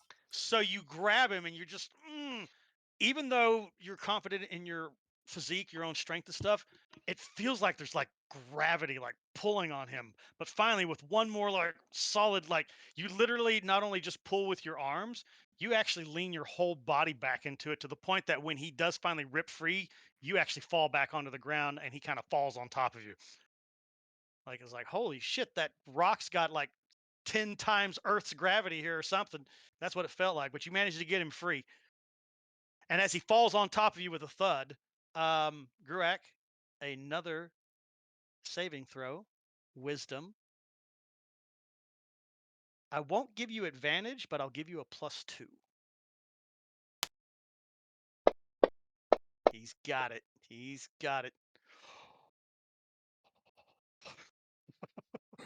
Leave me alone. I'm sleeping. He falls on top of you like dead weight. Like you think he's fucking actually dead. The first thing that goes through your head, Reggie, is that rock he was leaning up against fucking just sucked all of his life energy out of him, and he's literally just a dead chunk of wood. But he does not wake up. And any further attempts to wake him up does not work. So you start to get a little bit worried that your tree friend might actually be dead. It's hard to tell because when they don't really breathe, so his chest doesn't rise and fall and stuff. So it's kind of hard to tell if he's alive or not. But we'll leave that for there. So Ayuki comes over to Lady Farland, gently leans down, and kind of pats Farland on the cheek. Nothing violent. Farland, I need a wisdom saving throw. A regular wisdom saving throw.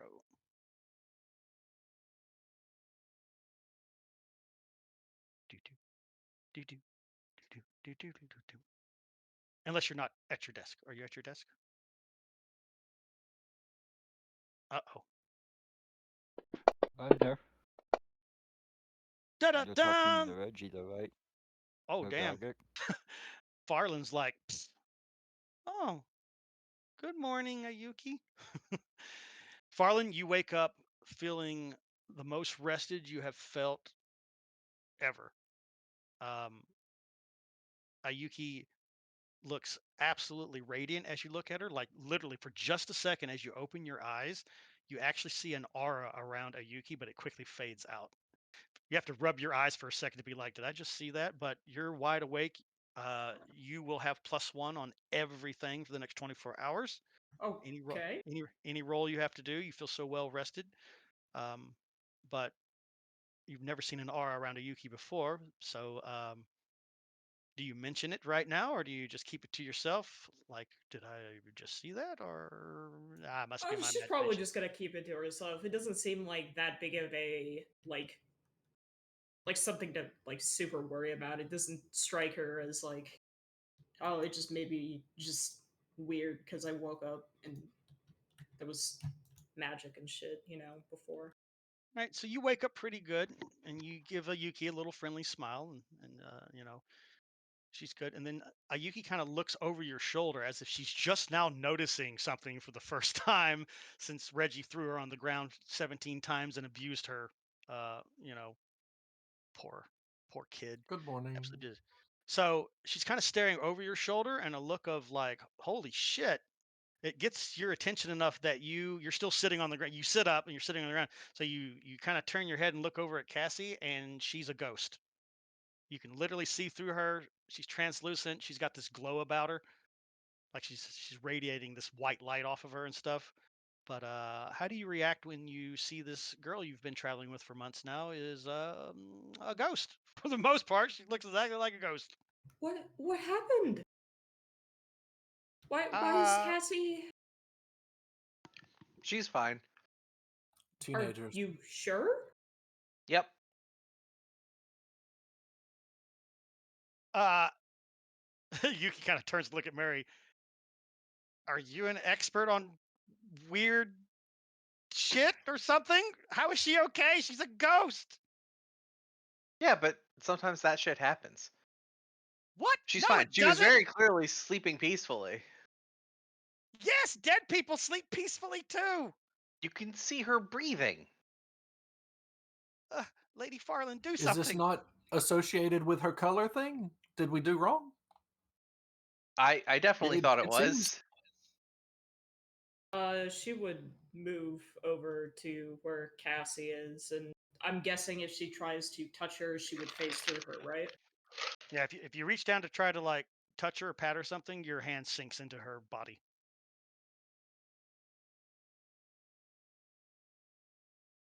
Seems to be Spectre rules. Orland's Grace could touch her a bit. You want the sword That to sounds touch her? terrible. No, I just tapped her a little bit. That's how I know. After all, she's a ghost. Why is this weirding people out? You said she's a ghost. How are we supposed to feel? Have I seen anything like this before or read anything like this happening to people? I'm guessing this is like out of her wheelhouse, but maybe. You can either go the route of history or the route of nature or the route of religion. Which one would you like to do?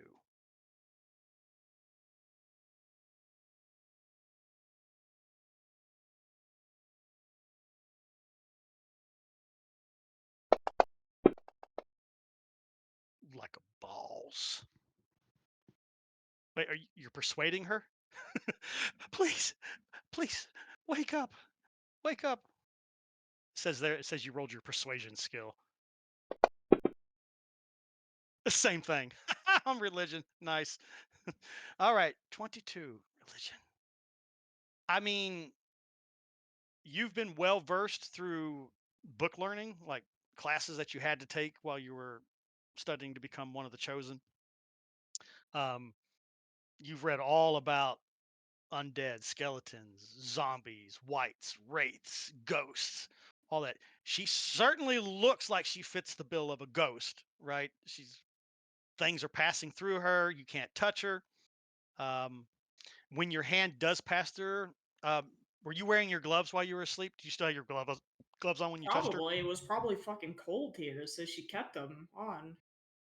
It's kind of autumny. So yeah, Mm. yeah, it was a little cold last night. It was in the middle 50s last night. So yep. So okay. Well, even if you put your hand in enough, um, there's a noticeable drop in temperature, like when you your hand occupies the space where her body is. Right. So I mean, it looks like she died during the night and just became a ghost.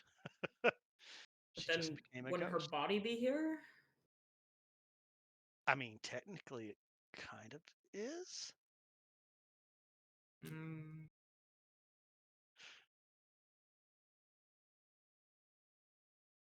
And you can attempt to wake her up by talking to her. Scream at her, yell at her, call her funny names. But trying to shake her awake is not going to work as your hands just pass through it.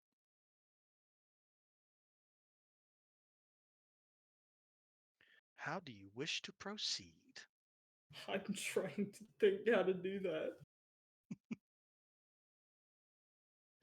Take that persuasion roll you did and persuade her to wake up.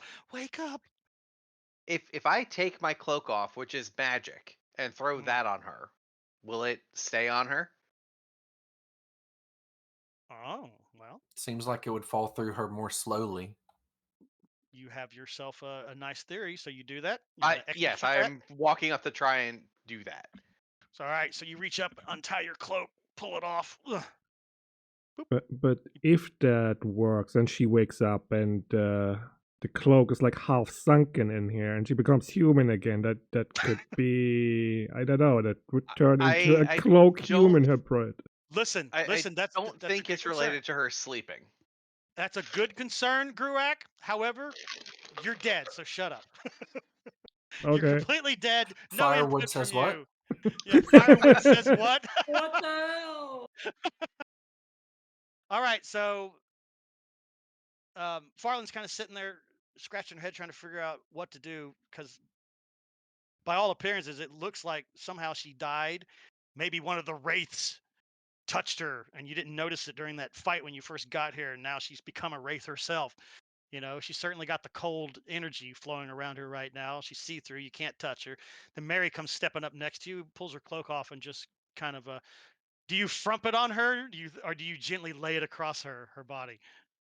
Just here, take this So cloak. the end goal here is to kind of wrap her in the cloak and shake her with it. Possibilities. All right. So you lay the cloak on her, and for a moment, it seems to conform to her body, but slowly, ever so slowly, it starts to sink into her form until her shoulder starts poking through the cloak, and, and then her neck, unless you grab it and pull it off of her. Yeah, like I'm going to try to use it as like a medium to physically shake her. Get her All up. right, so you grab. So as you notice the cloak starts sinking into her body, you grab the hem of the cloak and you just start like shaking it, see if it'll send shock waves through her body and stuff. So that might be enough to get her awake. Let's see what she does. Boop boop boop boop boop boop boop boop boop boop boop boop. Ho ho ho! All right, as you shake the cloak through her, she starts to like stir and mumble a little bit in her sleep to the point that Reggie's concern actually starts to go into your head, like, "Oh shit," you know, or that mysterious Gruak voice that came out of nowhere about putting cloaks inside people's bodies. You yank it out of her real quick, and it's that action of you suddenly snapping the cloak out of her body that seems to make her like eyes pop open. They kind of flutter a little bit, and she kind of sits up a little bit, or she tries to. She puts her hand down to push herself up, and it does push her up a little bit, but her hand also sinks into the ground, and this makes her like yelp a little bit in surprise. And then that's when she like notices, oh shit. She's like, oh, oh, what's wrong? Ah, ah! Good morning. She starts panicking. Uh, uh, what's wrong with what? What? Do us all a favor, check the journal. She So can't. she looks We over. don't know that. She panics. So Mary suggests, is there anything in the journal about this, perhaps? And she quickly like turns around and she reaches to grab her backpack, and her hands just go right through it. Called Ah, it. And that I makes was her kind of panic hoping that even the more. journal would be magic. She's like, and then yeah, Uh, she's full on panic I, attacking. I will go into her bag and get the journal. and kind of lay it on the ground in front of her and flip through pages so she can read it and try to find what she needs. Holy cow, this It's is puberty. crazy. She's like, holy cow, this is crazy, Yuki says, and she kind of leans down and she's actually behind. She's behind Cassie, poking her, putting her finger through her back. She's like, Cassie, can you feel this? Can you feel this? She's like, no, I can't feel anything. Oh, I poked her with a magic weapon earlier. It was weird.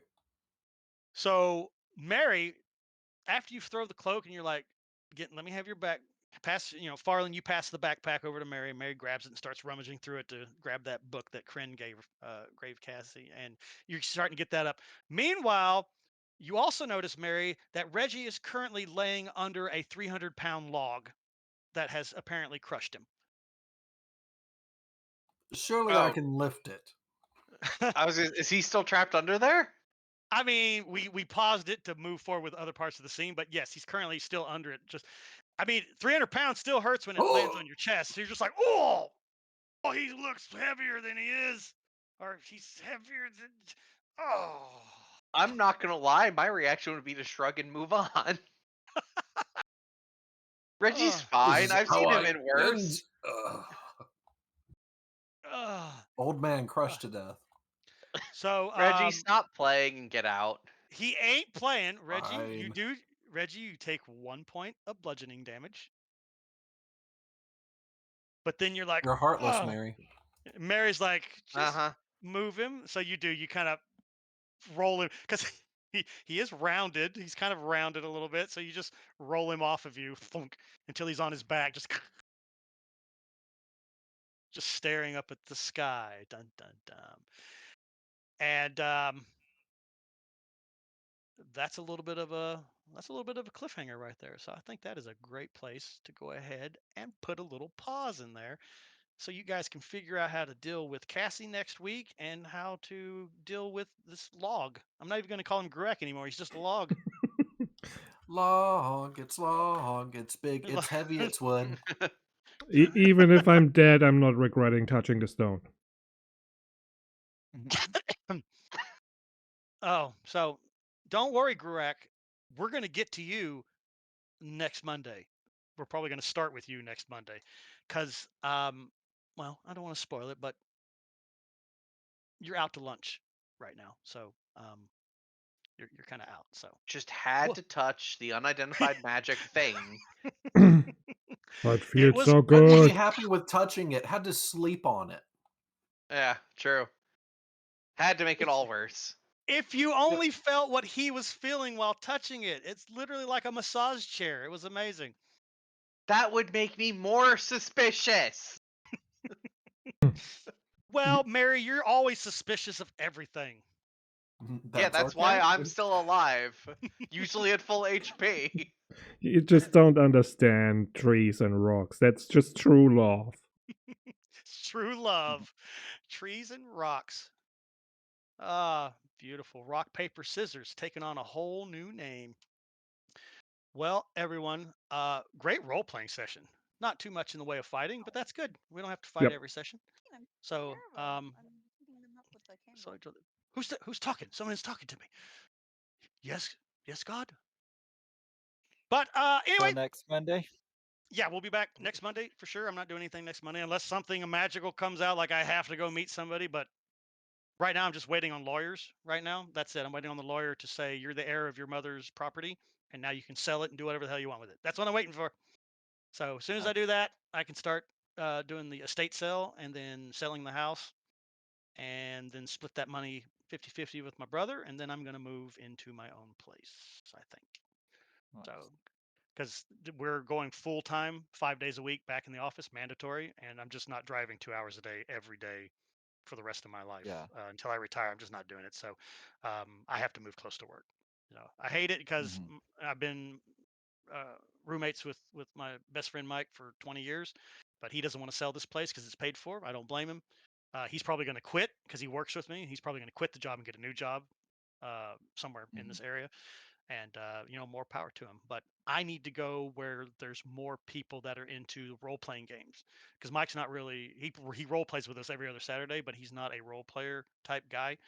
So he does it because it's something to do with the rest of the friends around the table, but it's not his thing. So I want to go where there's people that want to role play, because Yeah. I want to pick up a game on Wednesday face to face at this gaming center. There's actually a role playing game center in Carrollton that's going to be 15 minutes from where I live, Oh, and nice. Nice. and they open up at 5 o'clock on Fridays, Saturdays, and Sundays, and they go until about 1 in the morning. So I want to be over there and get that. It's pay to play, but I don't mind pay to play games if the dungeon master's good, because at pay to play games, in my experience, because I've been to several in the past 40 years, your players tend to pay much more attention than your average player. That's not a paid game. Mhm. It keeps people out of their cell phones, off websites and stuff like that. When it's not their turn, they really pay attention and listen to the story, because they're spending $30 to sit down with this guy, right? They want to get their money's worth out of it. So it's the hope. In theory, that's the way it's supposed to work. You still get bad tables regardless sometimes. So Yeah. so we'll see. So we'll see. So that's just something. And then I'm now 25 minutes away from my other 3 friends that are into role playing games, so I can go see them every weekend if I want to. And my new place has a built-in gym, spa, pool, so I can actually start getting rid of some of this fat, so I can dungeon master for you guys, a little bit longer before my heart finally explodes out of my chest. Which is strangely enough, that's heart failure is my dad's genetic side of the family, but my mom died from cardiac arrest while she was sleeping. So on my mom's side of the family, it's usually cancer that kills them. Cancer killed all 3 of my mom's sisters, both of her brothers, her mother, and her father. But my mom was like, "Fuck that shit. I ain't going out that way. I'm just going to go to sleep and not wake up." The end. So hats off to mom. She went out the way she wanted, in her bed asleep. So she was granted that request. Most of us aren't that lucky. So she got it. And All right. so there we go. She left us good. So chat, thank you all for coming along. Appreciate it. We hope you see you guys next Monday. Give this guy, where is he? He's over here. Give this guy right here some likes and thumbs up and stuff, and all Yes, that other good please. stuff. And he does all kinds of crazy streaming. I actually sat in on Gruak's stream yesterday. I was still trying to figure out what the hell game you were playing. All I know is you made like a gaming studio, and then you were a slave driver manager making your guys work 12-hour shifts to get the software done. I think it was what, Software Inc. Was that the name of the Software game? Inc. Software Inc. Reality? Yeah. Yeah. It So was yeah, only reality. 10-hour shifts. Only 10-hour shifts. Oh, Reggie. Oh, that's Software not so bad. Inc. Software Inc. should be a game that you're just dying to run out and go play because you live it every day. No, thank you. No, thank you. You don't want to play the game? Maybe you'll get better at your job No. playing this game. No? Okay. It'd No. make Go him ahead, hate try it. his job more. And Make him quit. hate his job more, Yeah. probably, yeah. I'm capped on skill. He's capped on skill already. Well, all right, everybody. We'll see you guys next time, and have a great one. Yep. Now, get out of Thanks here. for Get out. watching. Thank you. Bye-bye. Go do something. Go do something.